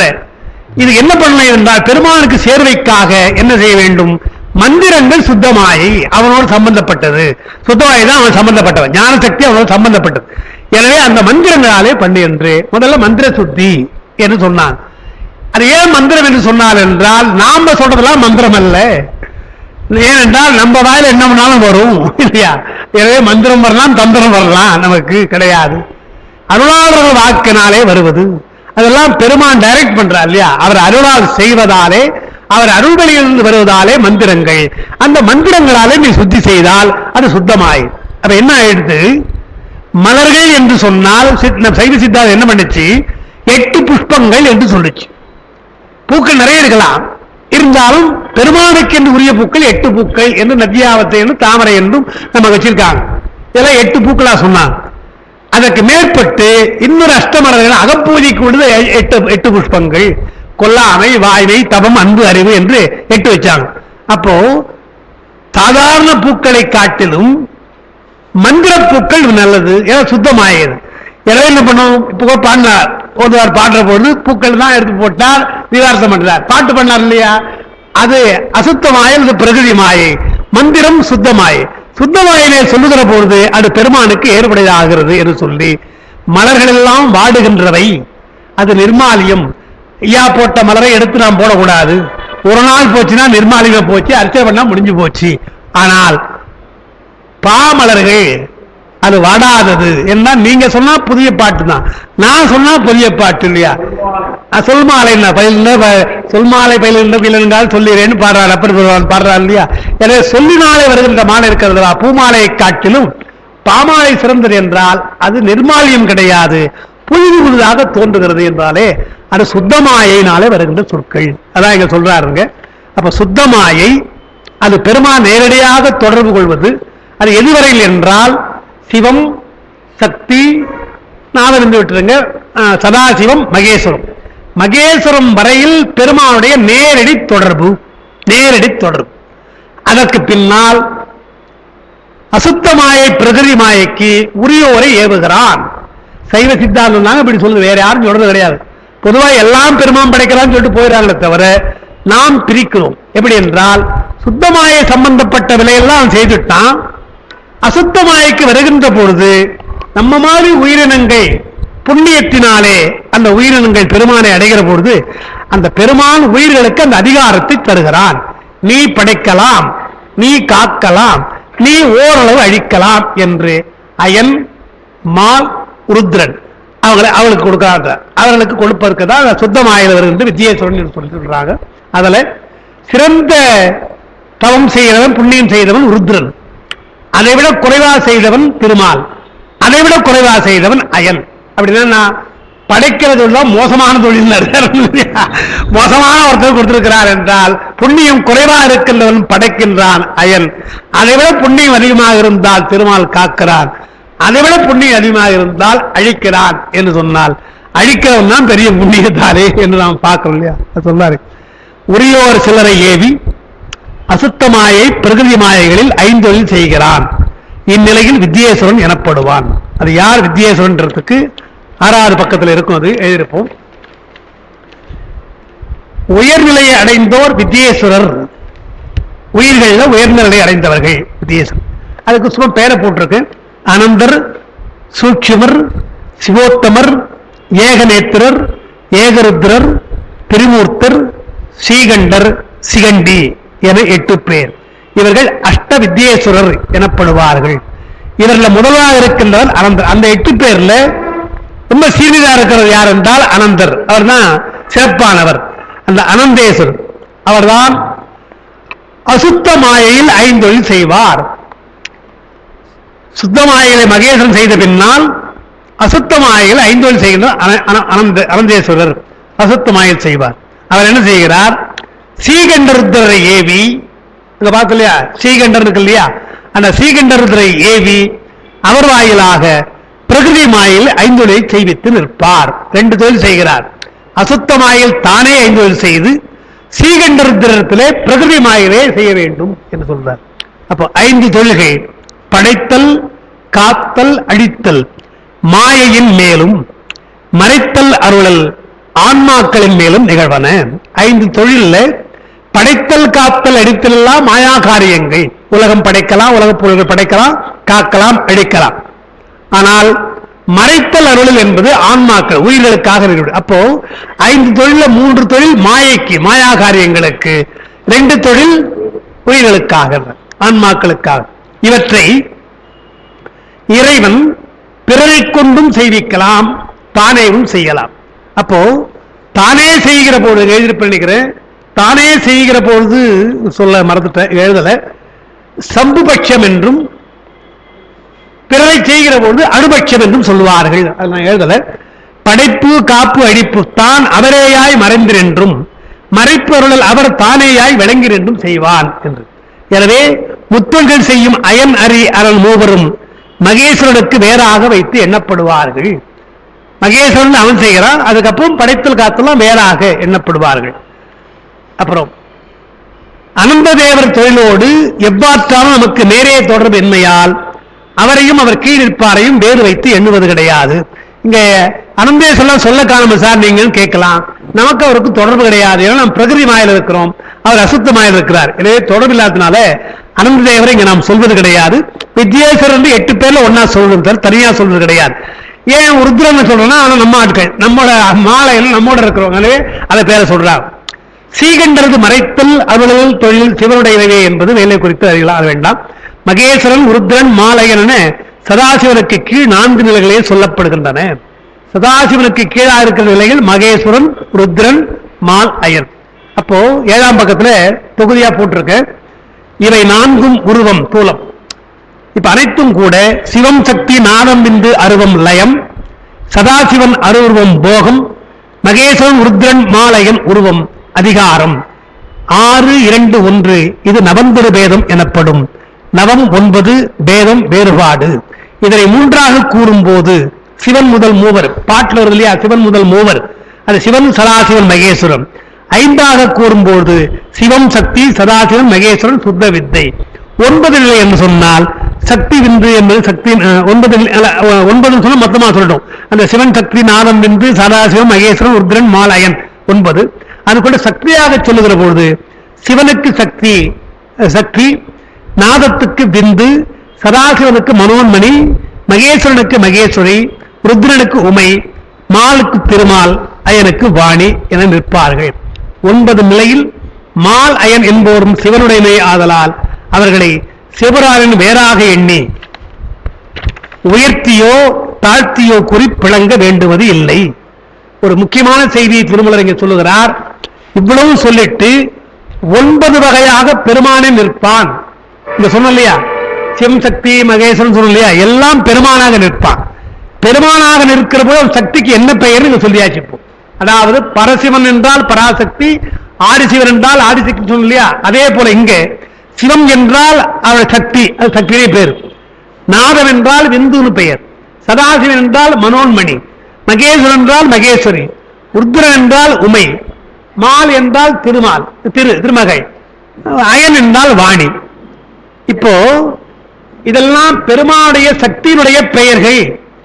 இதைத்தான் தலைமகள் தாங்குகிறாள், இதைத்தான் திருமகள் தாங்குகிறாள். நல்லா தெரிந்து கொள்ளணும். நீங்க லட்சுமியை வழிபடலாம், தப்பில்லை. எப்படி வழிபட வேண்டும் என்றால் இந்த 9 பேதங்கள்ல திருமாலாக பெருமான் இருக்கிற பொழுது அவருடைய சக்தி திருமகள் என்று சொன்னால் அது சைவம். இல்லைங்க எங்கால் திருமால் தனியாளு, அவர் திருப்பதியில் இருக்கிறவரு, அவருக்கு மார்பில் இருக்கிற திருமகள் என்று சொன்னால் அது வைஷ்ணவம். எனவே என்ன சொன்னார் திருமூலர், திருமால் வேறு அயன் வேறு என்று வேற எண்ணாதீங்க. பெருமான் படைக்கிற பொழுது அயனாக இருக்கிறான், காக்கிற பொழுது திருமாலாக இருக்கிறான். அதே சமயத்தில் அந்த தொழில்களை உயிர்களுக்கு தருகிற பொழுது அந்த திருமால் என்றும் அயன் என்றும் பெயர் வைக்கிறாங்க. அப்ப அவங்களாம் யாரும் நம்ம மாதிரி ஆட்கள் தான், நம்ம மாதிரி பசு வர்க்கம் தான். ஆனால் அவர்கள் தெய்வ வர்க்கம் அல்ல. நல்ல ஞாபகம், கடவுள் அல்ல. அவர்கள்தான் தேவர்கள் அல்லது தெய்வம், பசு வர்க்கம். அதனால்தான் மூவரும் மால் அயன் இருவரும் சகலர்கள் நம்ம மாதிரி பிறப்பார்கள். ருத்ரன் பிறப்பது கிடையாது, அது ஒன்றுதான் வேறுபாடு. 3 பேர்ல மும்மூர்த்திகள்ல அயனும் மாலும் மீண்டும் பிறக்கக்கூடிய சகல நிலை என்றார். சகல நிலை என்றால் என்ன அர்த்தம்? ஆணவம் உங்களுக்கு இருக்குது, கண்ணும் இருக்கிறது, மாயை இருக்குது, நமக்கு அப்படிதான் இருக்கு. எனவே நாம் தனியாக போய் வணங்க வேண்டிய அவசியம் இல்லை என்று சொல்றார். ஆனால் அதற்காக தாழ்த்தியோ உயர்த்தியோ சொல்ல வேண்டாம். திருமணம் தான் சொல்றாரு. அதான் படிக்க போறோம். எங்க திருமால் வேண்டாம், கண்ணு முடி போகாத. ஏனென்றால் மனிதர்கள் பெரிய புண்ணியம் பண்ண வணங்குறோமா இல்லையா? நாம் இங்கேயே வணங்குறோம். பணக்காரன் வணங்குறோம், ஏன் வணங்குறோம் இல்லையா? ஏன்னா புண்ணியம் பண்ணா. குமரகுரு சொல்றாரு, ஏன் பணக்காரன மக்கள் வணங்குறாங்க என்று சொன்னால் புண்ணியம் பண்ணாதான் பணம் வரும். எனவே புண்ணியத்தின் மீது வணங்குகிறார்கள். பணத்துக்காக வணங்கல, அவர் செய்த புண்ணியத்துக்காக வணங்குகிறார். கல்வியாளரையே வணங்குறோம், ஞானிகளையே வணங்குறோம் என்றால் நம்மை விட உயர்ந்தவர்கள். வயசுல ஊத்துவரா இருக்காங்க, ஏதோப்பா எங்க அப்பா ஒழுங்கு கிடையாது, ஆனா என்ன பண்றது, வயசுல மூத்தவன் வணங்கி அவனு வணங்குறோம் இல்லையா? வயதுக்காக கொடுக்கிறோம். அது போல அயனாக இருந்தாலும் திருமாலாக இருந்தாலும் நாம் தாழ்த்தி சொல்லக்கூடாது, செய்வதா இருக்கிறது தாழ்த்தி சொல்லக்கூடாது. காரணம், அதே தொழிலை பெருமானுடைய தொழில் ஏற்கின்ற புண்ணியம் பெற்றவர்கள் என்று பார்க்கணும். பரம்பொருளாக சொல்லுகிற பொழுது அங்க போய் நீ விழ வேண்டான்ற. அவரும் ஒரு ஆள், அவரை வணங்குங்க. ஆனா பரம்பொருள் வேறுதான், அதுதான் செய்வோம் என்று நம்ம சொல்றார். அதான் அதுதான் முக்கியமா அவர் சொல்றார். அதுதான் இங்க நீங்க அந்த பாட்டை படிக்கிற பொழுது பார்த்தீங்கன்னா, அந்த பாட்டை இப்ப பாருங்க. சிவன் முதல் மூவருடைய ஐவர், அந்த 89 போட்டிருப்பேன், அது மாத்திருக்கணும். சிவன் முதல் மூவரோடு, அந்த 3ஆம் பக்கம், சிவன் முதல் மூவரோடு ஐவர் சிறந்த அவை முதல் 6 ஒன்றோடு ஒன்றாகும் 9 ஆச்சு. அவை முதல் விந்துவும் நாதமும் ஓங்க, நாதம் இந்த சேர்த்தா சபை முதல் அந்த விந்து நாதத்திலிருந்து எடுத்துக்கொண்டு வந்தால் சபை முதல் சங்கரன் தந்தையர் தான். சபைனா தொகுதி அர்த்தம். எல்லாவற்றையும் சிவம் சக்தி மட்டுமல்ல, நீங்க பின்னால சதாசிவனா இருந்தாலும் சரி, மகேஸ்வரனா இருந்தாலும் சரி, ருத்ரனா இருந்தாலும் சரி, மால் அயன் யாராக இருந்தாலும் சங்கரன் தான், பெருமான் தான், பெருமானுடைய பெயர் தான், தான் தான் என்று சொல்வதாலே சைவர்களுக்கு அந்த வேறுபாடு இருக்கக்கூடாது என்று சொல்றார். அதனால்தான் இன்று நாம் நம்மை பொறுத்தவரையில் திருமாலை வேறாக எண்ணுவது கிடையாது. காஞ்சிபுரத்திலிருந்து எத்தனை பேர் திருப்பதிக்கு போறாங்க தெரியாதா? தெரியும் இல்லையா? நிறைய பேர் போறாங்க இல்லையா? பெரியாளிகளா போறாங்க, மொட்டை அடிச்சுக்கிறாங்க இல்லையா? தப்பு கிடையாது. அதான் அதான் அது சொல்றார். 8ஆம் பக்கத்தை எழுதுற, இவை யாவும் சங்கரன் பெயர், பொருளால் வேறு அல்ல, நிலைகளால் வேறு. பெருமான் ஒருவன் தான், நிலைகள் தான். படைக்கின்ற தொழிலுக்காக, காக்கிற தொழிலுக்காக அந்த நிலைகள் வேறுபடுகின்றே தவிர பொருள் ஒன்றுதான், பரம்பொருள் ஒன்றுதான். அதுவரையில் ஒரு பகுதிங்க.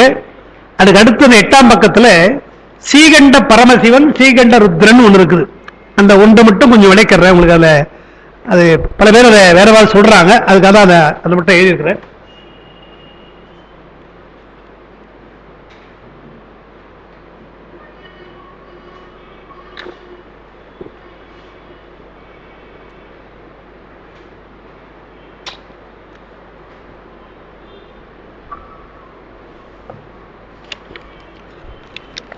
இந்த 6ஆம் பக்கத்துல அஷ்ட வித்யேஸ்வரர்கள் 8 பேரும் பார்த்தோம் இல்லையா?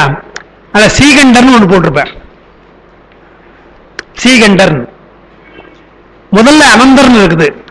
அந்த வித்யேஸ்வரர்கள் சிறந்த நிலை பெற்றவர் அனந்தர், அதான் முதல் நிலை. நேரடியாக பெருமான் அவருக்கு பதவி கொடுத்து நீ அதிகாரத்தினாலே அசுத்தமாயே செயற்படுத்துகின்றார்.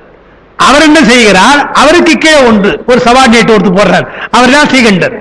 சீகண்டருக்கு வைத்து நீ பிரகிருதி நாய்க்கு போன்றார், நமக்கெல்லாம் செய்யணுன்றார். அப்ப நமக்கெல்லாம் யார் என்று சொன்னால் சீகண்டர் தான். நீங்க வித்தியாசம் பல பேர் இருக்கலாம், நமக்கு உதவுவதற்கு சீகண்டர் தான் வருகிறார் என்று பார்க்கிறோம். இங்கே இருப்பேன். சீகண்டர் ஏவி அவர் வாயிலாக பிரகிருதி மாயில் 5 தொழில் செய்கிறான் என்று பார்க்கும். சரி, அது ஒரு விஷயம். இந்த சீகண்டர் என்ன செய்தார் இங்கெல்லாம் இருக்குது. இப்போ பெருமான் வேதங்களை படைத்தான், ஆகமங்களை படைத்தான் என்று இருக்கு இல்லையா? வேதங்களை படைத்தான், ஆகமங்களை படைத்தான் என்று சொல்ற பொழுது இந்த வேத சிறப்பில் நான் சொல்லணும்னு நினைச்சேன், அதை இங்கே நான் சொல்லிடுறேன். இரண்டையும் பெருமான் படைத்தான் என்று நாம் சொல்லுகிறது நம்முடைய பெருந்தன்மை, நாம் பெருமையா சொல்றோம். ஆனால் வடக்கே சைவ ஆராய்ச்சி உடையவர்கள், சைவ சித்தாந்திகள் அங்க இருக்கிறாங்க. வடக்கு 13ஆம் நூற்றாண்டிலே வாழ்ந்தவர்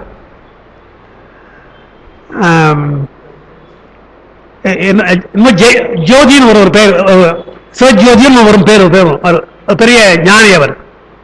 அவர் எழுதுறது என்ன எழுதுகிறார்? ஆகமங்களை பெருமான் படைத்தான். 28 ஆகமங்களை, சைவ சித்தாந்தி அவர் 28 ஆகமங்களை படைத்தான் அப்படின்ட்டார். வேதங்களை பற்றி அவர் சொல்லவே இல்லை. ஏன் அதை போய் கமிட் பண்ணிக்குவான்னு அவர் சொல்லல. அப்ப அவருக்கு என்ன கருத்தா இருக்கிறது? பெருமான் ஆகமங்களைத்தான் படைத்திருக்கிறான், ஏன்னா உயிர்களை ஆட்கொள்வதற்காக. அவர் எழுதுகிறார் 2 வகையான நூல்கள் நம்ம சொல்றோம் இல்லையா?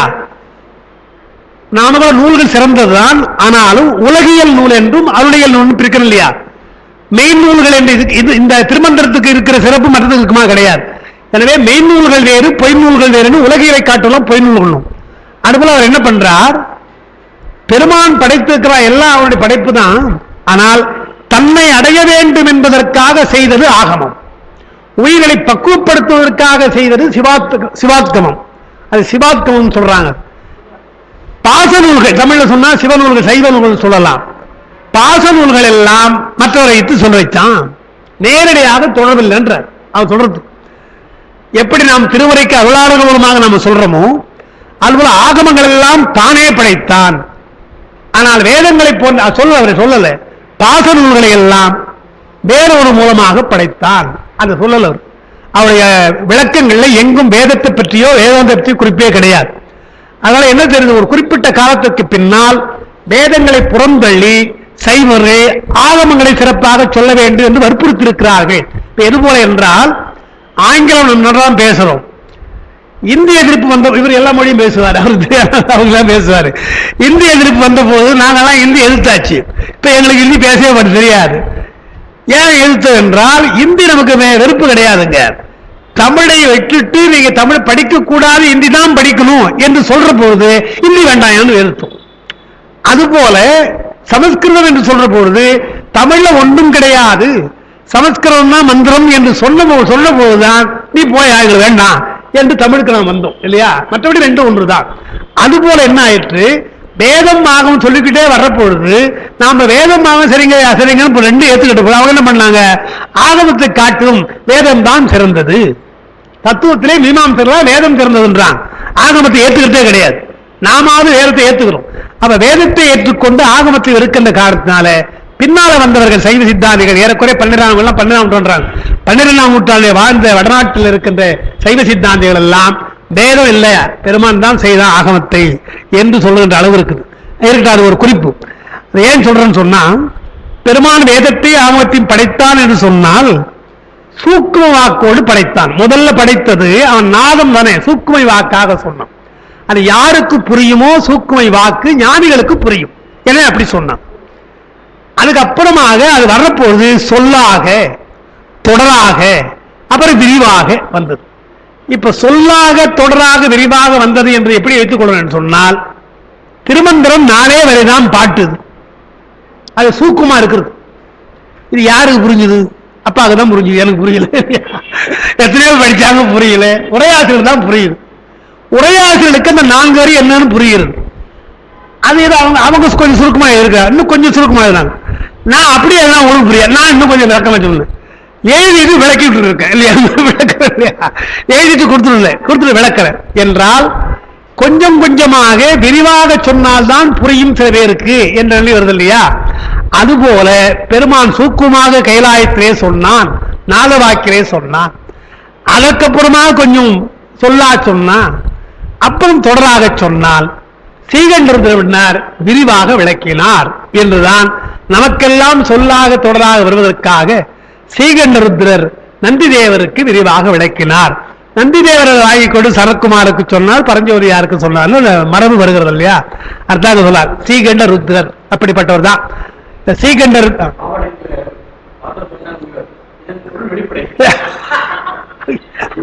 அதுக்கப்புறம் என்னன்னு தெரியாது, அதாவது நமக்கே பொருள் தெரியாது, பொருள் வெளிப்படைன்னு போயிடுவாங்கல்ல. அதான் அவங்க அந்த பாட்டு இது போய் அர்த்தம் சொல்ல வேண்டிய பொருள் வெளிப்படைட்டு போயிட்டாங்க. நமக்கு எல்லாம் எது வெளிப்பட ஒண்ணுமே தெரியலையே என்ற இல்லையா? அதான் சரி. அதுல அந்த 8ஆம் கடைசியில வரும், கடைசியில் அது மட்டும் பாருங்க, அப்புறம் அடுத்த பார்க்கலாம். ஸ்ரீகண்டருத்ரர் யார் என்பதற்கு சிவஞானவரி பாஷ்யத்தில் சொல்லுவார். அவர் யார் என்றால் அயன் மால் போல் சகலர் அல்லர். சகலர்னா ஆழவம் கண்மம் மாயை 3 மலம் உடையவர்கள். இந்த கடைசியில் 8ஆம் பக்கத்தில் கடைசியில் இருக்கு. அயன் மால் போல் சகலர் அல்லர். முதல்ல அவரை பத்தி அவர் யார் சொல்றார், பிரளயாகலரில் கட்டு நீங்கியோர். பிரளயாகலரா இருக்கிற ஆணவம் கண்மம் தான், அவங்க 2 தான், மாயை கிடையாது. அந்த மாயை என்ற கட்டு நீங்கியவர். கட்டு நீங்கினால் அப்புறம் மேல போக வேண்டியதான், கீழே வர வேண்டிய பிறப்பு அவளுக்கு கிடையாது. ருத்ரா இருக்கின்றவர்களுக்கு பிறப்பு கிடையாது. முத்தி பெற்ற கடவுள், முத்தி தான் விடுதலை, இன்னும் பேரு பெறல, முத்தி தான் விடுதலை பெற்றார். சாரூப நிலை, பெருமானுக்கு என்ன உருவமோ அதே நிலை. அதுக்கப்புறம் சைவ ஆகமங்களை அறிவுறுக்கும் குறவன்னு போட்டா பாருங்க. நமக்கெல்லாம் குருவாக வந்து சைவ ஆகமங்களை சொல்லுகின்றவர் ஸ்ரீகண்டருத்ரர். அயன்மால் இருவருக்கும் மேலாக சைவத்தின் எய்தி சமயதீக்கை பெற்றோரால் வழிபடப்படும் கடவுள். சமயதீக்கை பெற்றுவிட்டால் ஸ்ரீகண்டருத்ரர் யார்? இவர்தான். பிரளயாக நிலையில் இருக்கின்ற இவரைத்தான் வழிபட வேண்டும், இவர்தான் சைவ ஆகமனை நமக்கு சொல்லுகிறார் என்று சொன்னார். அப்படிப்பட்ட சிறப்பு மிக்கவர் ஸ்ரீகண்டருத்ரர். அதுதான் இங்க எழுதுறேன்.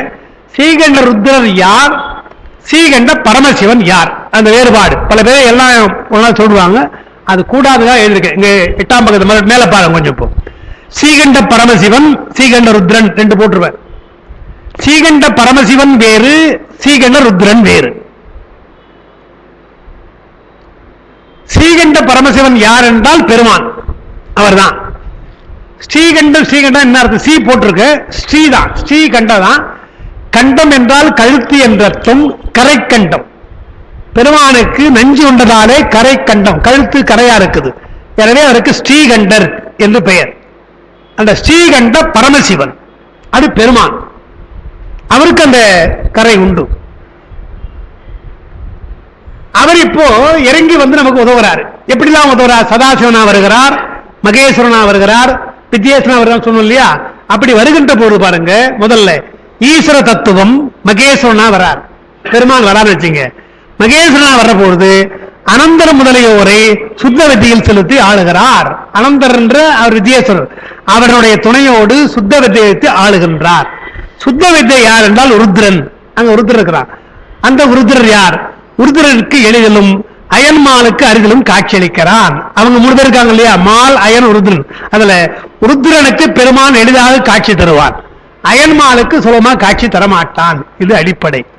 இருவரும் ஒருவரே என்றாலும், ஸ்ரீகண்ட ருத்ர ஸ்ரீகண்ட மகேஸ்வரன் ஒருவராக இருந்தாலும் வடிவம் பெயர் வேறுபட்டு நிற்கும். 2 பேருக்கு வடிவம் வேறா இருக்கும், பெயர் வேறா இருக்கும். கரைமிடர் உடைமை ஸ்ரீகண்ட ருத்ரர். கரைமிடர் இருந்தால், கரைக்கண்டம் இருந்தால் அதுக்கு ஸ்ரீகண்ட ருத்ரன் சொல்லணும். கரைமிடர் இல்லை என்றால் மகேஸ்வரன் சொல்லணும். மகேஸ்வரன் நிலையிலே பெருமானுக்கு கரைக்கண்டம் கிடையாது. ஸ்ரீகண்ட பரமசிவன் தான். மகேஸ்வரனா வருகின்ற பொழுது அவனுக்கு கரைக்கண்டம் கிடையாது. கீழே வருகின்ற பொழுது ருத்ரனுக்கு கரைக்கண்டம் உண்டு. கரைமிடர் உடவை ஸ்ரீகண்ட ருத்ரர். ருத்ரனாய் நிற்கும் இறைவன் ஸ்ரீகண்ட பரமசிவன். ருத்ரனாக நிற்கிறார் இல்லையா, அவன் ஸ்ரீகண்ட பரமசிவன் தான். ஸ்ரீகண்ட பரமசிவனை யோக நிலையால் வழிபடப் பெற்று அவன் உருவம் பெயர் பெறுபவர் ஸ்ரீகண்ட ருத்ரர்.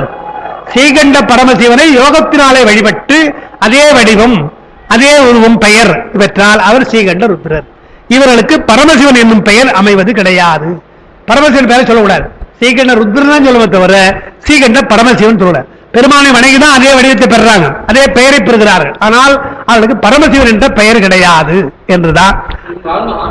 ஆன்மம் இருக்கு, ஆன்மம் இருக்கு, எல்லாம் ஆன்மம் இருக்கு, எவ்வளவு ஆன்மம் இருக்கு. நான் சொல்றது போல ஆன்மம் இருக்கும் சொல்றது. பெருமானே வர்ற போது பிரச்சனை கிடையாது. அது மகேஸ்வரனா வருகிறான், வித்யேஸ்வரன் வரான், அது வேற விஷயம். ஆன்ம வர்க்கத்திலே கொடுக்கிற பொழுது ஸ்ரீகண்ட ருத்ரர் என்றால் அவர் ஆன்ம வர்க்கம் தான். ஆனால் பிரளயாகலர் சகலர் கிடையாது, பிரளயாகலர். மாலும் அயனும் சகலரா இருக்கிறார்கள் என்று பார்க்கும். அப்போ சாரூப நிலையில் உள்ளவர் ஸ்ரீகண்ட ருத்ரர், அவர் உயிரினம். சாரூப நிலையில் உள்ளவர் ஸ்ரீகண்ட ருத்ரர், அவர் உயிரினம். பரமசிவனாகிய ஸ்ரீகண்ட ருத்ரன் இறைவன் சொல்லிட்டு, இங்க ஏன் சார் அந்த வேறுபாடு என்றால், முத்தி தருவது ஸ்ரீகண்ட பரமசிவன் தான். ஸ்ரீகண்ட ருத்ரன் மூலமாக அருள் பெறலாம், படைத்தல் காத்தல் இதெல்லாம் எல்லாம் இருக்கலாம். அருள் பெற வேண்டும் என்றால் ஸ்ரீகண்ட பரமசிவன் மட்டும்தான். அந்த தொழில், அந்த டிபார்ட்மெண்ட் அவர் ஸ்ரீகண்ட பரமசிவன். பிறவற்றை தருவது, ஒருவேளை நீங்கள் விரும்பினால் ஸ்ரீகண்ட பரமசிவனும் தரலாம், உலக இன்பத்தை தரலாம், அல்லது ஸ்ரீகண்ட ருத்ரம் தரலாம். எனவே ஸ்ரீகண்ட ருத்ரர் உலக இன்பத்தையும் தரலாம், மறைப்பையும் தரலாம். அருள் என்பது ஸ்ரீகண்ட பரமசிவன் தான். ஸ்ரீகண்ட பரமசிவனே பார்த்தால் 5 தொழில் செய்வதாலே உங்களுக்கு படைத்தல் காத்திர இதுவும் செய்யலாம். அவன் உயிரினங்கள் செய்கிற பொழுதுதான் அந்த மால் அயன் அணுபட்சம் என்றும் அதெல்லாம் சகலர்கள் பிரளயாகல் என்று வேறுபாடு இருக்கிறது. இந்த நிலை கொஞ்சம் புரிஞ்சுக்கிறது கஷ்டம், அதுக்காக தான் தனியான எழுதினேன். மும்மூர்த்திகள் என்று சொல்ற பொழுது இப்போ வேற ஒன்றும் சுருக்கமாக தெரிந்து கொள்ளுங்க. இறைவனே 5 தொழிலும் செய்யலாம், உயிரினத்து பங்கு கொடுக்காமல் தானே எல்லாவற்றையும் வைக்க செய்யலாம். அதான் முதல் நிலை. எப்ப செய்யலாம் என்றால், எல்லாவற்றையும் அழிச்சுதான் வச்சுங்க. எல்லாவற்றையும் அழித்து வந்து அவன் தானே பண்ணி ஆகணும் இல்லையா, அவன் தானே பண்ணி ஆகணும். எனவே அவனே தோற்றுவிக்கிறான், காக்கிறான். அது வரையில், அதுக்கப்புறம் அந்த மாலையில் வருகிறார்கள். அது வரையில் அதிகாரம் இல்லாத வரையில் யாருக்கு கொடுக்காதவன் தானே வைத்துக்கிறாங்க இல்லையா. அதுபோல பெருமான் எல்லாவற்றையும் மகா சங்காரம் செய்து 5 தொழில் அப்பொழுதுதான் செய்தாக வேண்டும் என்று பார்க்கிறோம். அப்ப வர்றபொழுது எப்படி வருகிறார்? இப்ப சொன்ன சிவம், சதாசிவன், மகேஸ்வரன், அப்புறம் வித்யேஸ்வரன் என்று 4 வகையாக 5 வகையாக வரா. உயிர்கள் எல்லாம் பக்குவம் பெற்று அந்த அதிகாரம் பெறுகிற நிலை வருகின்ற பொழுது மால் அயன் ருத்ரன் 3 பேருக்கும் தனியா பிரித்து கொடுத்து, நீங்கள் படைத்தல் காத்தல் அழித்தலை செய்யுங்கள் என்று சொல்லி அருள் எங்கிட்ட இருக்கட்டும் என்று சொல்றான். அப்ப அருளை கொள்கின்றவன் ஸ்ரீகண்ட பரமசிவன், ஸ்ரீகண்ட ருத்ரன் பிரளயாகலர் போல இருந்து கொண்டு உயிரினங்களாக இருப்பது. அப்போ 5 தொழில பெருமாளை தொழில உயிரினங்களும் பக்குவம் பெறலாம், உயிரினங்களுக்கும் அந்த வாய்ப்பு உண்டு என்றால் பெருமான் தொழிலை செய்கின்ற வாய்ப்பு கொடுக்கின்ற அல்லது பெறுகின்ற அந்த தெய்வங்களை நாம் தாழ்த்தி சொல்லக்கூடாது. திருமாலாக இருந்தாலும் சரி, பிரம்மனாக இருந்தாலும் கிடையாது என்று சொல்லி அன்றைக்கு சொன்னேன். கோயில்லையா வைத்திருக்கிறார்கள் சிவன் பெருமான் கோயில், பிரம்மனுக்கு ஆலயமே கிடையாது, தனி ஆலயம் கிடையாது, இருந்தாலும் கோஷ்டத்தில் வைப்பாங்க. நாம் பார்க்கிறோம். திருமாலை ஏன் வைத்திருக்கிறோம் என்றால் அவரெல்லாம் பெருமானை வணங்க, நம்மை மாதிரி வணங்க வந்தவர்கள் என்ற குறிப்பில் தான் வைத்திருக்கிறார்கள் என்று பார்க்கிறோம். அதோட அந்த நவந்தர பேதம் என்றது முடியுது. சரி, இன்னைக்கு இருக்கா வேற 27 அடுத்து வியாழக்கிழமை 27/4 போன பார்க்கிறோம். பயனறிந்த 51 போட்டிருக்கோம் இல்லையா? 50 பயனறிந்த வழி என்னும் அளவில்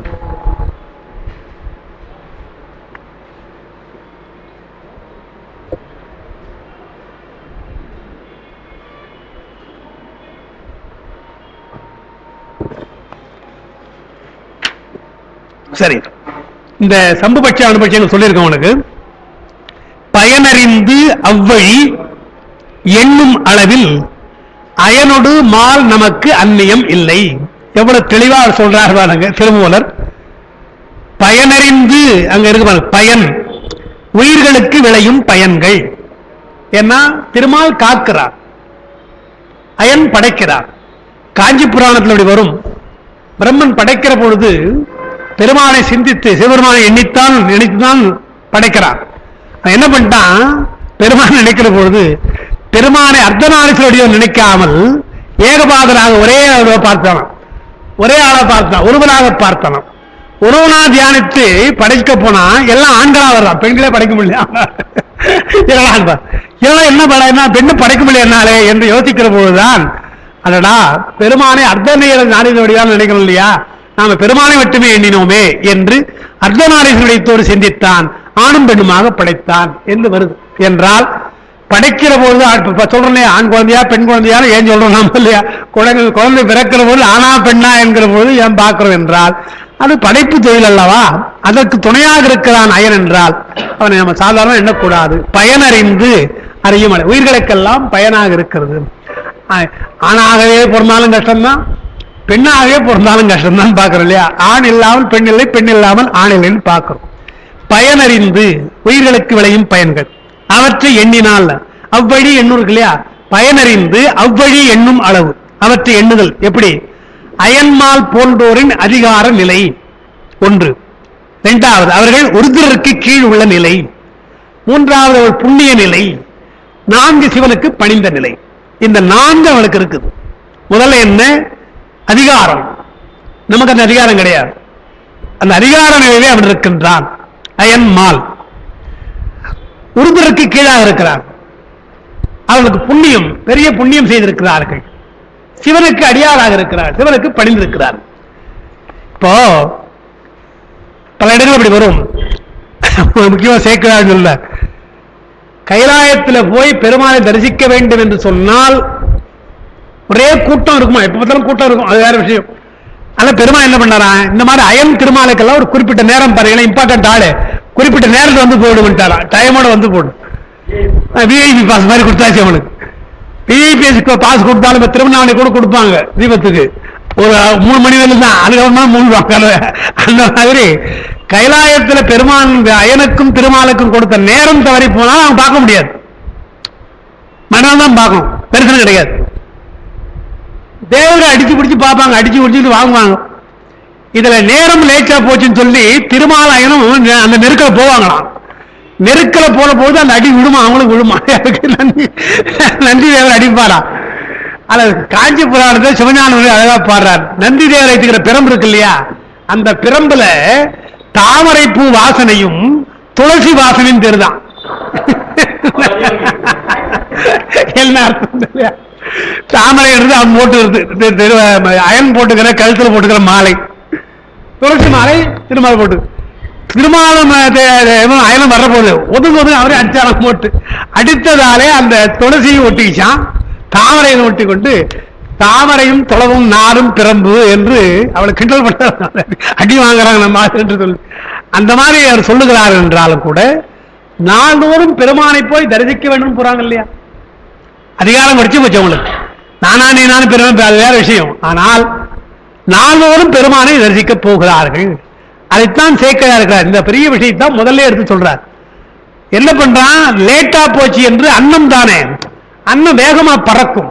ஏன்னா என்ன செய்தான் அயன், லேச போயிடலாம், சீக்கிரம் போகலாம் என்று சொல்லி அன்னைக்கு போனா டிலே ஆகி போச்சு, லேட்டா போச்சு இல்லையா. கார் தான் ஒரே ஒரு டிராபிக் ஜாம் சொல்றோம் இல்லையா, அதே மாதிரி டிராபிக் ஜாம் வர முடியல. அவசரமாக என்ன பண்றான், அன்னத்தை நிறுத்திட்டு இறங்குறான். இறங்கி வேகமா போறான். வேகமா போறப்பதான் அங்க முருகப்பெருமான் விளையாடிட்டு இருக்கிறார். அவரை இக்னோர் பண்ணிட்டு போயிட்டாரு. அப்புறம் பார்த்துலான்னு போயிட்டாரு. இவ யாரா அவனை விட்டுட்டு போறான், அப்புறம் தான் பார்த்தா அந்த கதை நமக்கு தெரியும். போன என்ன பண்ணா, அதுக்குள்ள லேட்டா போச்சு, அங்கேயும் பார்க்க முடியல, கதை முடியாது. ரொம்ப சோகத்தோடு இது நாளைக்கு தான் நமக்கு வழிபாடோ என்று எண்ணிக்கொண்டு வந்தான். வந்து பார்த்தா அன்னத்தையும் காணும். அன்னம் எங்களா போச்சு, எங்க போச்சு, எங்கும் அங்கதான் இருக்குது. அன்னம் வெள்ளவிலேன்னு இருக்கு இல்லையா, கைலாயத்துல பனி மால் வரை பனியும் வெள்ளவிலேன்னு இருக்குதான். வெள்ளவிலேன்னு இருக்கும்போது அதுவும் வெள்ளையா இருக்கு, இது வெள்ளையா இருக்குதா, எங்கடா அன்னம் தெரியலையா. அங்க சொல்றார் சேக்கிழார், தான் ஏறி வந்த அன்னத்தையே காண முடியாமல் அயர்க்கின்றமால் அன்னமாக போய் எப்படி பெருமானை பார்க்க முடியுன்றார். தான் ஏறி வந்த வாகனத்தையே பார்க்க முடியல, தேடுறான், தேடி பார்க்கறான், இங்க அன்னத்தையே தேடுறான். அன்னம் ஏறி அவன் எங்க பார்க்க போறான் என்று நயமா பாடுறாருன்னா பல விஷயம் சொல்லிட்டாரு. நாள்தோறும் பெருமானை தரிசிக்கணும், லேட்டா போனா தரிசிக்க முடியாது, அன்னத்தையே பார்க்க முடியாது, பெருமானை எப்படி பார்க்க முடியும் என்பது போல எல்லாவற்றையும் 2 வரியில அந்த விஷயத்தை சேக்கிழார் சொல்லிட்டு போற. அதான் அது ஒரு அயனோடு மால் நமக்கு அந்நியம் இல்லை.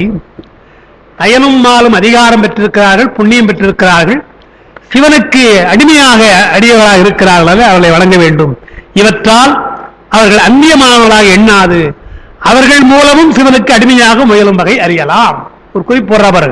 என்ன சொல்றார், அயனிடத்துல போங்க, பிரம்மகிட்ட போய் என்ன கேளுங்க, அவன் படைக்கிறது எல்லாம் கேட்காதீங்க, நீ கூட பெருமானுக்கு அடிவன் தானப்பா, என்னையும் சேர்த்துக்க, என்னையும் எப்படியாவது அடிமை ஆக்குவதற்கு எனக்கு வாய்ப்பு தா என்று பிரம்மனை கேள். திருமாலை அந்த மாதிரி போய் கேள். திருப்பதிக்கு போங்க, தப்பே கிடையாது. அங்க போய் பெருமானுக்கு அடிமையா என்ன செய்யணும் கேளுங்க. அதை விட்டுட்டு அது வேணும் இது வேணும் கேட்காதீங்க இல்லையா. திருமாலை பார்க்கிற போது நீ அடியவனாக இருக்கிறாய பெருமானுக்கு, எனக்கு அந்த மாதிரி இருக்க வேண்டும் அல்லவா என்றுதான் நீங்க ஔவையாரை பார்க்கணும். இதுதான் திருமாலுக்கு அடிமை செய் சொல்லியிருக்கிறார். இவர் எவ்வளவு கஷ்டப்பட்டு உள்ளதுன்னு சொல்றவர், அவர் சாதாரண ஒரு வார்த்தை திருமாலுக்கு அடிமை செய்யிட்டார்.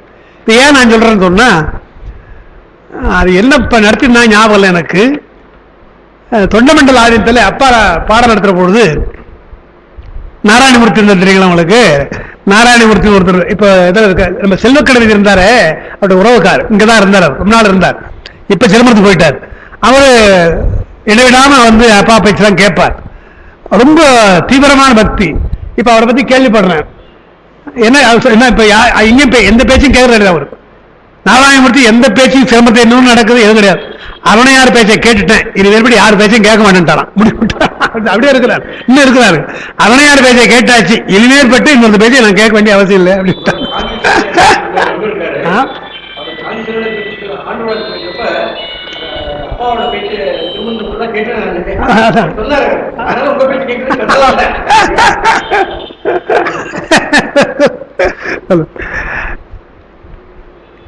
அப்போ என்ன சொல்லணும், அப்படி சொல்லும்போது ஒரு தடவை எல்லாம் பேசி முடிச்சாச்சு.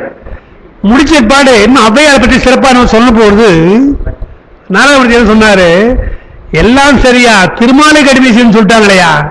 அவரு ஔவையார் ஆத்தி சுடிதான் சொன்னார், கொண்டை வேணும் சொன்னாரு. ஏன்னா ஆத்தியும் கொண்டையும் பெருமானுக்கு அடையாள மாலை. குழந்தைகளுக்கு சொல்ற பாட்டுல அந்த அடையாள மாலையை சொல்லி அப்படியே அதை தெரிந்து கொள்ள வேண்டும் அல்லவா என்பதற்காக சொன்னார் இல்லையான்னு பேசியிருக்காங்க. அப்புறம் ஔவையார் பெரிய சைவர் அல்லவான்னு சொல்லியிருக்காங்க. அதெல்லாம் சொல்லணும்னா அப்புறம் சொன்னாங்க, அதெல்லாம் சொன்னாங்க சரிங்க, பெருமாளுக்கு அடிமை செய்யு சொல்லிட்டாங்களே அப்படின்னு அப்பா சொன்னார். அப்படி இல்லை, அப்படிலாம் சொல்லக்கூடாது. திருமாலுக்கு அடிமை செய்த நோக்கத்தை புரிந்து கொள்ளுங்கள்.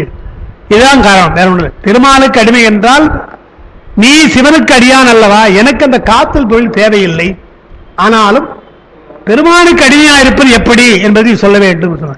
கேசவ சாரை வந்தாங்களான்னு தெரியல, அப்ப தெரியும் அவங்களுக்கு, ஞாபகம் இருக்காது, ஞாபகம் இருக்கா அவங்களுக்கு. ஏன்னா அவங்க கேசவ சார் கூட வருவார், இப்பதான் பாக்கலாம், அவரும் வருவார், கூட வருவார், 2 பேர். சரி, சரிங்க, இப்ப பார்க்கலாம். அவர்கள் மூலமும் சிவனுக்கு அடிமையாக இருக்க வேண்டும் என்று. அப்ப சீகண்டர் பிரளயாகலர், மால் அயன் சகலர். மாலும் அயனும் சிவபெருமானின் தொழிலுக்கு உரியராகும் நிலைமை பெற்று சீகண்டருத்திர வாயிலாக அப்பெருமானது திருவுருளை பெற்று நிற்பவர்கள் என உணர்ந்து அவரது அடியவராக கருதி வழிபட்டு சிவபுண்ணியம் பெற வேண்டும். நீங்க வணங்குகிற பொழுது அவர்களை பிரளயாகலராக இருக்கின்ற ருத்ருக்கு கீழே இருக்கிறாங்க அவங்கெல்லாம், அவர்கள் மூலமாக நாம் பெருமானை அடையலாம் என்று அந்த சிவபுண்ணியத்தை பெறலாம். அந்த வழிபாட்டில் தவறில்லை அப்படின்ட்டார். அப்புறம் இன்னொன்று, நவந்தர பேதங்களில் இறைவன் தன்னடியவரை அவருக்கு விருப்பம் உள்படி ஏற்புடையவற்றில் நிறுத்துதல் உண்டு. அவை சம்புபட்சம் அணுபட்சம் என இரு வகை. இந்த சம்புபட்சம் அணுபட்சத்தை பத்தி திருமந்தத்தில் பின்னால விரிவா வரப்போகுது, அதனால அந்த விரிவா சொல்லல, பேரை மட்டும் தெரிஞ்சு கொள்ளுங்க. இறைவன் தானே கொள்ளும் நிலை சம்புபட்சம். தானே ஐந்தொழில் செய்தால் சதாசிவனாக மகேஸ்வரனாக வித்யேஸ்வரனாக இருந்தால் அது சம்புபட்சம். தன் அடியவரை அந்த நிலையில் நிறுத்தினால் அது அணுபட்சம். தன் அடியவரை அந்நிலையில் நிறுத்தி தானே செய்வித்தால் அல்லது பிற வகையில் செய்தால் அது அணுபட்சம். இருவகை நிலைகளும் சுத்தமாயில் உள்ளவை. சுத்தமாயில் தான் இது. அசுத்தமாய பிரகிருதி மாயைகளில் அணுபட்சம் மட்டுமே உண்டு. அசுத்தமாய பிரகிருதி மாயில அணுபட்சம் தானே தவிர சம்புபட்சம் இல்லை அப்படின்றார். இங்க அவர் எழுதுறாங்க, பின்னால் அந்த கருத்து வேறுபாடு இருக்குது, அது இருக்கட்டும். அவற்றுள் தூலமாய் உள்ள ஒருவர்நிலை நான்குமே உள்ளன நமக்கு அந்த அணுபட்சத்தில். அந்நான்களுள் மகேஸ்வரனில் நிற்பவர் அனந்ததேவர் சீகண்டர். மகேஸ்வரன் நிலைக்கு அங்க நிற்கிறவங்க அனந்ததேவர் சீகண்டர். இவர்களும் ஆன்ம வர்க்கம், இவர்களும் உயிர்வர்க்கம் தான். இவர்களைப் போல அயன்மால் இவர்களோடு பதியாகி சிவருமான் தான் அவரேயாய் கலந்து நின்று அவரவர் தொழிலை ஏற்றுவிப்பான். இதனால் அணுபட்சத்தினாக அயன்மால் என்பவரும் ஒரு வகையில் சிவநிலையினரே, அவர்களும் சிவநிலைதான். ஏன்னா சிவனுடைய அருள் பெற்று தான் அவராக நின்று செய்வதாலே அவன் சிவநிலையினர் தான். ஆகையால் அயனுடுமால் நமக்கு அந்நியமில்லை என்றார். பாட்டு இருக்குது. ஒருவின் முதல் பூதலம் ஒன்றிய இரு சுடர் உம்பர்கள் பிறவும் படைத்து அழித்து அழிப்ப மும்மூர்த்திகள் ஆயினை. நாரணன் காண், நான்முகன் காண், நால் வேதன் காண், ஆதி அரியாகி காப்பான், அயனாய் படைப்பான். இவையெல்லாம் சம்புபட்ச நிலை. திருமுறைகளில் வர்றபொழுது எது சம்புபட்சம் எது அணுபட்சம் என்றால், நீ நாராயணனாக இருக்கிறாய், நான்முகனாக இருக்கிறாய் என்று பெருமானை பாடினால் அதெல்லாம் சம்புபட்சம்.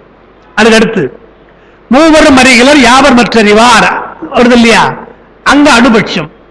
மும்மூர்த்திகளாக இருக்கிறவன் அறிய மாட்டான் வந்தா அது அணுபட்சம்.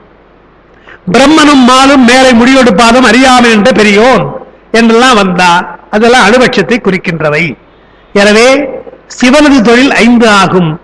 ஏனையோர்க்கு ஒவ்வொரு தொழிலே உரியது. நல்லா ஞாபகம் வைத்துக் கொள்ளணும். 5 தொழில 3 தொழில் சொன்னா படைக்கிறவனுக்கு படைக்கத்தான் தெரியும், காக்க தெரியாது. காக்கிறவனுக்கு காக்கத்தான் தெரியும், அழிக்க தெரியாது. ருத்ரனுக்கு அழிக்கத்தான் தெரியும். எனவே அணுபட்சமாக இருந்தாலும் ஒவ்வொரு தொழில் தான் கொண்டிருக்கிறான். ஒவ்வொரு அந்தந்த டிபார்ட்மெண்ட் அந்தந்த கவுண்டர், அதுக்கு மேல வரக்கூடாது.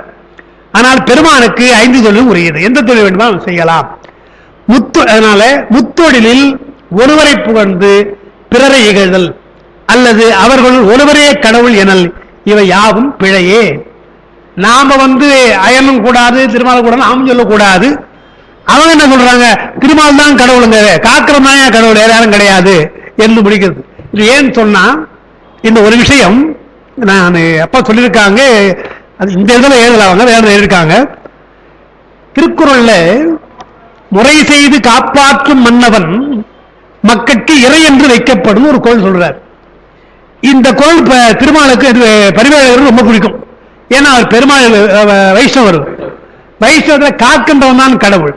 சாதாரண கேட்டோம்னா படைக்கிறவன் கடவுளா, காக்கிறவன் கடவுளா, அழிக்கிறவன் கடவுளான்னு சொன்னா இமீடியட்டா நான் என்ன பதில் சொல்லுவோம், அழிக்கிற எப்படி சார் கடவுளா இருக்க முடியும்? ஏன்னா அழிக்கின்றது ஒரு கொடுமையான தொழில். அழிக்கின்றவன் கடவுளா இருக்க முடியாது முடிவு பண்ணும். நீங்க யோசித்து பார்த்தால் அழிக்கிறவன் இல்லைன்னு வச்சுங்க, என்ன ஆகும்னு பார்க்கணும்.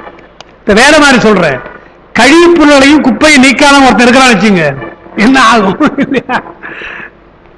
நாளோறும் குப்பை பெருக்கிற வரான், நாளோறும் கழிவு எடுக்க வரான்னு எடுத்துங்க. அந்த காலத்தில் ஸ்கேனேஜ் தான் வந்திருந்தாங்க இல்லையா?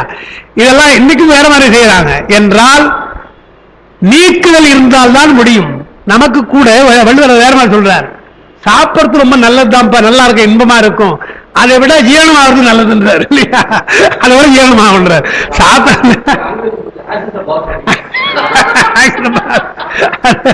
அதே கதைதான்.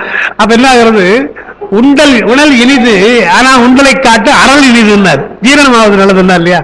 அதுபோல படைப்பது காப்பது சிறப்பாக இருந்தாலும் எல்லாவற்றை காட்டு அழிப்பது இருந்தால்தான் படைக்க முடியும், காக்க முடியும் பார்க்கணும் இல்லையா?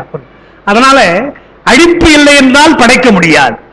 அப்புறம் இன்னொன்று, காக்கிறான் ஒருத்தர் என்று சொன்னால் இன்னொருத்தர் அழிக்கிறானே, அப்ப காக்கிறவன் கடவுள் இல்லை, அதான் அடிப்படை போச்சு இல்லையா? அவன் வலிமை இல்லாதவன். வலிமை இல்லாதவன் பாதுகாப்பா நான் வச்சுட்டு இருக்கேன், எவ்வளவோ வந்து எடுத்து போயிடறான் திறனை என்றால் நம்ம காட்டும் புத்திசாலி அவன், நமக்கு அந்த காக்க தெரியல.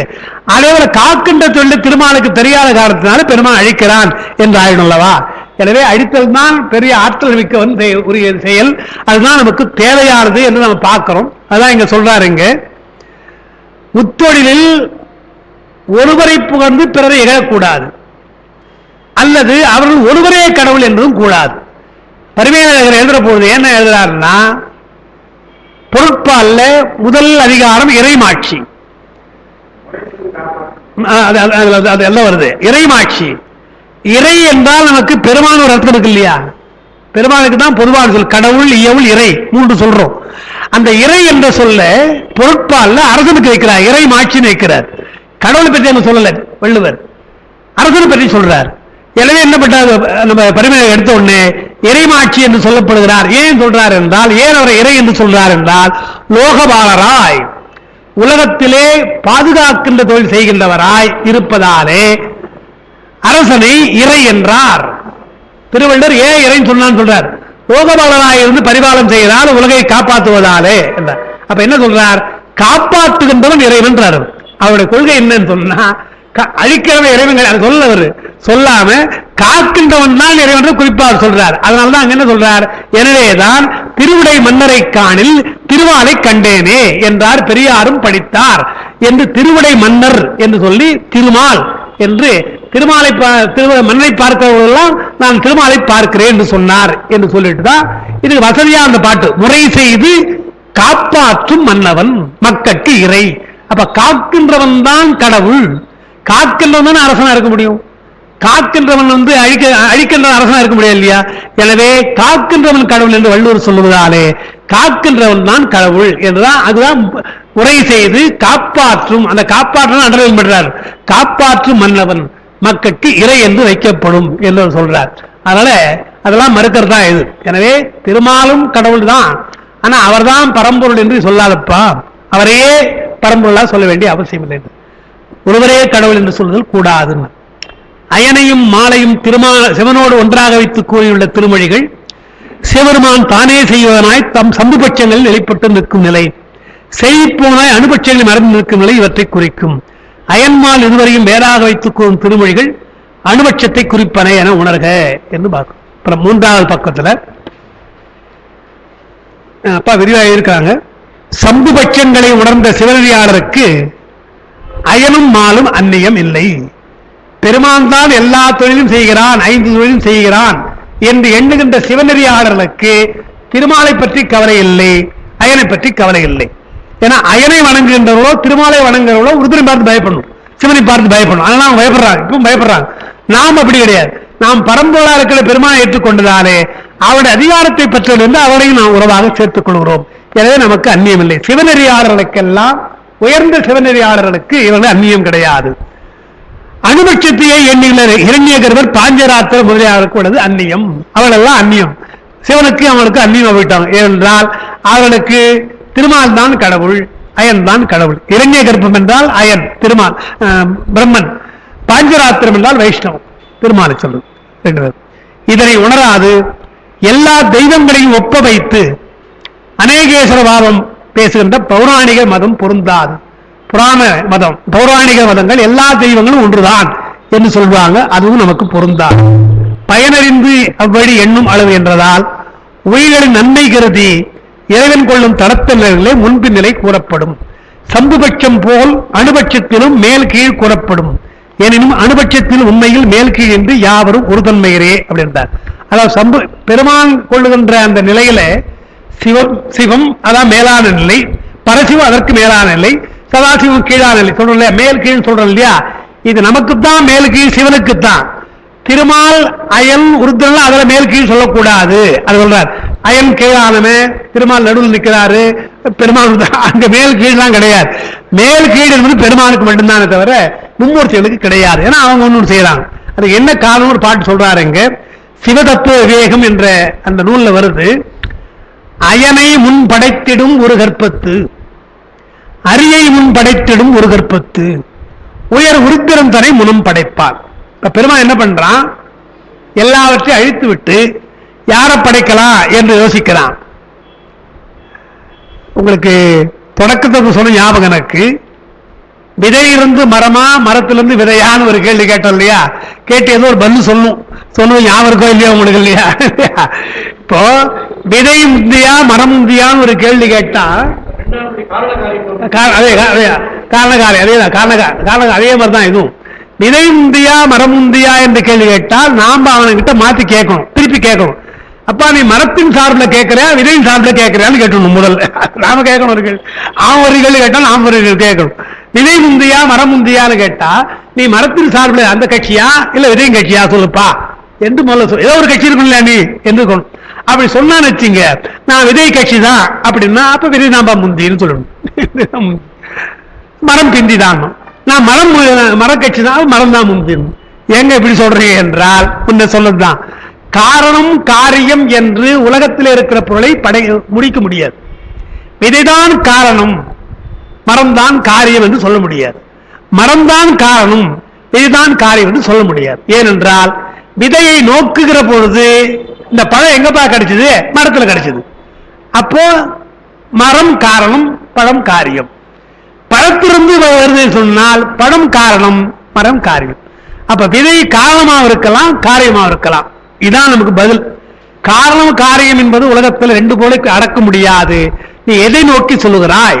பழம் வேண்டும் என்றால் மரம் உனக்கு காரணம், பழம் காரியம். பழம் காரணம் என்றால் மரம் காரியம் என்று இப்படி வச்சுக்கணும். இது அடிப்படை. இதுக்கு மேற்பட்டு ஒரு பதில் சொல்லுகிறார். அதான் நமக்கு சித்தாந்த பதில். அவனுக்கு சொன்ன எப்பா விதையும் முதல்ல கிடையாது, மரமும் முதல்ல கிடையாது. இது ரெண்டுத்துக்கும் மூலம் ஒன்று இருக்குது. இது ரெண்டுத்திற்கும் ஒரு மூலம் இருக்கிறது.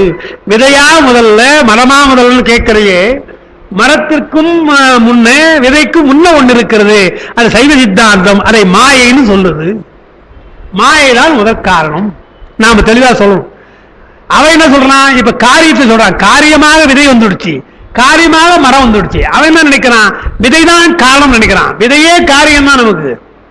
அணுவே காரியம் நாம சொல்ற பொழுது விதை காரியம் தான் இல்லையா? எனவே விதையே காரியம் தான். அப்பா நீ சொல்றது எது காலம் காரியம் நினைக்காத, ரெண்டுமே காரிய பொருள் தான். இந்த ரெண்டு காரிய பொருளுக்கும் மூலமாக முதற்காலம் மாய இருக்குதுன்னு அப்புறம் விடமாட்டான். இருக்கட்டங்க மாய முதலா இருக்கட்டும், அது எதிர வந்தது முதல்ல, அங்கிருந்து எது வந்து சொல்லுங்க, சரி இருக்கட்டும் மாய முதல். அங்கிருந்து விதை வந்ததா மரம் வந்ததா? சிவஞானம் எழுதுறார், ரொம்ப அழகா எழுதுறார். அதாவது எப்பவுமே இந்த மாதிரி நூல்களை ஆராய்ச்சியோடு எழுதுகிறது, அறிவாதான் எழுதுறார். எல்லாம் இதெல்லாம் விவாதம், தர்க்கமாக விவாதம் பண்ணிக்கிட்டே வரவர் அங்க வந்து நிற்கிறார். நின்று ஒரு வரி எழுதுறார், பெருமானுடைய சங்கற்பம் எதுவோ நமக்கு தெரியாதுன்றார். பெருமான் சங்கற்பப்படி பெருமான் மரமாவும் படைக்கலாம், விதையாவும் படைக்கலாம். அவனை போய் நீ யாரு கேட்கறது கேள்வி? மரமா தான் படைக்கணும், விதையாதான் நீ யாரு கேட்கறது கேள்வி? அவனுடைய சங்கற்பத்தினால முழுக்க முழுக்க ஆராய்ச்சியிலிருந்து விலகி பக்தி நிலையில பெருமானுடைய அருள்நிலையை தோய்ந்து எழுதுகிறார் சிவஞான முனிவர். பெருமானுடைய சங்கற்பம் அது முதல் உற்பவம் எப்படி தோன்றியது நமக்கு தெரியாது. புனருற்பம் வேண்டுமானால் நமக்கு தெரியும் பின்னாலே. முதல் உற்பவம் மரமாக வந்திருக்கலாம் அல்லது விதையாக வந்திருக்கலாம், அது நமக்கு தெரியாது. யார் அவருடைய அறிவார்கள் என்று முடிக்கிறார். அதான் பதில். அதுதான் இங்க சொல்றேன். என்னன்னா யோசிக்கிறான், சரி இந்த கர்ப்பம் ஒரு ஊழிக்காலம் முடிந்த உடனே ஒரு புது ஊழி வருது இல்லையா? புதிய கர்ப்பம் வருகின்ற பொழுது அயனை முன் படைக்கலான்னு படைக்கிறான். சரி இந்த முறை அயனுக்கு ஒரு சான்ஸ் கொடுப்போம் என்று முதல் அயனை படைக்கலாம். சில சமயங்கள் என்ன பண்றான், அரியை முன் படைக்கலாம், காக்கின்ற கடவுளை படைக்கலாம். அதற்கு பின்னால் அடிக்கின்ற கடவுள் அவனையும் படைக்கலாம். யாரை வேண்டுமானாலும் அவன் படைப்பான். அயனாகையும் படைக்கலாம், அரியையும் படைக்கலாம், எல்லாம் ஐந்து அவன் செய்ய போறான் இல்லையா? எனவே அவன் படைக்கலாம். படைத்து விட்டு அப்புறம் உயர் உருத்திரந்தனை முனம் படைப்பன் ஒரு கர்ப்பத்தில், மற்றொரு கர்ப்பம் தன்னில் முயலும் மூவரை ஒருங்குடன் படைப்பனர். 3 பேரும் ஒன்னா படிச்சாலும் படிச்சிருவான். 3 பேர் வாங்கலாம் என்று 3 பேரும் படிச்சாலும் படிப்பான். முயலும் மூவரை ஒருங்குடன் படைப்பார். முன் பிறந்தவர் மற்ற இதுவரையும் செயலினால் படைக்கவும் அருள் புரிவான். அதை சொல்ல பாருங்க, அது முக்கியமான வரி. முன் பிறந்தவர் ஒருத்தர் இப்ப அயன் இருந்தான்னு வச்சுங்க, அயன்கிட்ட சொல்லுவான், அப்பா நீயே காத்துக்கோ, அவனே நீ அழிச்சுக்கோ என்று. நீயே என்ன பண்ணலாம், காக்கின்ற கடவுள் உண்டாக்கு, அழிக்கின்ற கடவுள் உண்டாக்கு என்று அவனே அயனையே காக்கிற திருமாலை உண்டாக்கலாம், உருதுரை உண்டாக்கலாம். இதான் பிரச்சனை. என்ன வந்தது, அடிபடி தேர வந்த போது என்னன்னு சொன்னா, அயன் பார்த்தான், ஒரு கர்ப்பத்துல நான் தானே படைச்சேன் இவனை திருமாலை, நான் தானே படைச்சேன் என்று சொல்லிட்டு திருமாலை போய் என்ன பண்ணா, மகனே சௌக்கியமானு கேட்டான். மகனே சௌக்கியமான எரிச்சு வந்து, அப்பா என்ன போய் மகனேன்னு சொல்றியா, நான் தானே படைச்சேன் அப்படின்னு.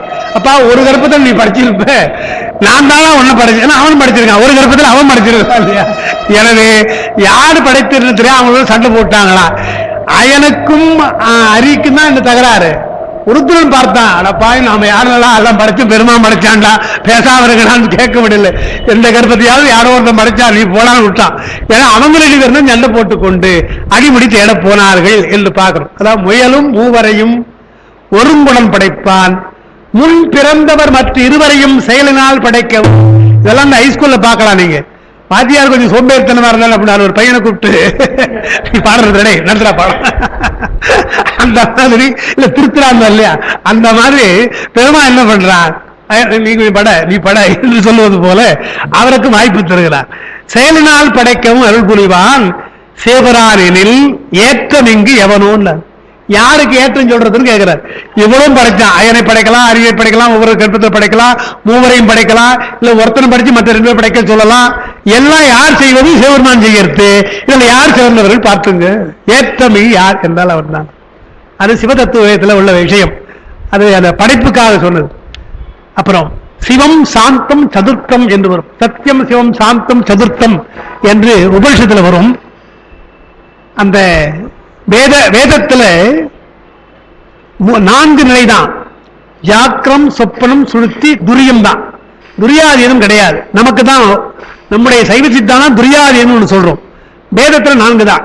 அப்ப 4 சொல்ற பொழுது அந்த 4 தான் சதுர்த்தம் பாருங்க. சிவம் சாந்தம் சதுர்த்தம். நாங்க பெருமானுக்கு சொல்ற பொழுது மங்களமாக இருக்கின்றான். சாந்தம் என்றால் எந்த குணங்களும் கிடையாது, அமைதியான நிலை இருக்கின்றான், வேண்டுதல் வேண்டாம எல்லாம் இருக்கிறான், எல்லாம் சொல்லிட்டு என்னை சதுர்த்தம் 4வது நிலை, 4ஆம் நிலையில் இருக்கிறான் என்றால் துரியமூர்த்தி என்று சொல்லுவான். இப்ப 4வது நிலை என்ன என்று சொன்னால் மும்மூர்த்திகளுக்கு மேல்பட்டு ஒரு நிலை, அதான் 4வது நிலை, அதான் துரியமூர்த்தி தான். 3 நிலையை சொல்லுகின்ற பொழுது மும்மூர்த்திகள், 4வது நிலை சொல்லுகின்ற பொழுது துரியமூர்த்தி என்றார். அதுதான் சிவபெருமான். சிவம் சாந்தம் சதுர்த்தம். சிவபெருமான் குணமூர்த்திகளாய மூவரில் மேம்பட்டவனாய 4ஆவனாய நிர்குணமூர்த்தி என்று சொல்றது. மும்மூர்த்திகளை நிர்குணமூர்த்திகளாக சொல்வது கிடையாது. பெருமானைத்தான் நிர்குணமூர்த்தின்னு சொல்லுமே தவிர மும்மூர்த்திகளுக்கு குணம் உண்டுன்றார். அறிவாருங்க. உருத்திரன் தாமத குணம், மால் சத்துவ குணம், அயன் ராஜச குணம் என்றால் படைக்கின்றவன், எனவே அவனுக்கு ராஜச குணம், காக்கிறான் எனவே சாத்திய குணம், அழிக்கிறான் எனவே தாமத குணம் என்று சொல்லும். உருத்திரனை சிவபுராணின் மேம்பட்டவனாக கூறி பிணங்குவார் இல்லை. ருத்ரன் அவன் யாரும் அவன் கிளைம் பண்ணல. திருமாலும் அயலும் தான். இப்போ நீங்க பார்த்தீங்கன்னா திருமாலும் அயலும் தான் வழிபாட்டு உரிகளாக இருந்து கொண்டு சிவபெருமானுக்கு மேலே என்று சொல்லுகிறார்கள். ஆனால் ருத்ரன் இப்படி சொல்லல. அடிபடி தேட அவனும் போகவில்லைன்னு பார்க்கும். எனவே அவன் அந்நியன் ஆகாமையை கூறவில்லை.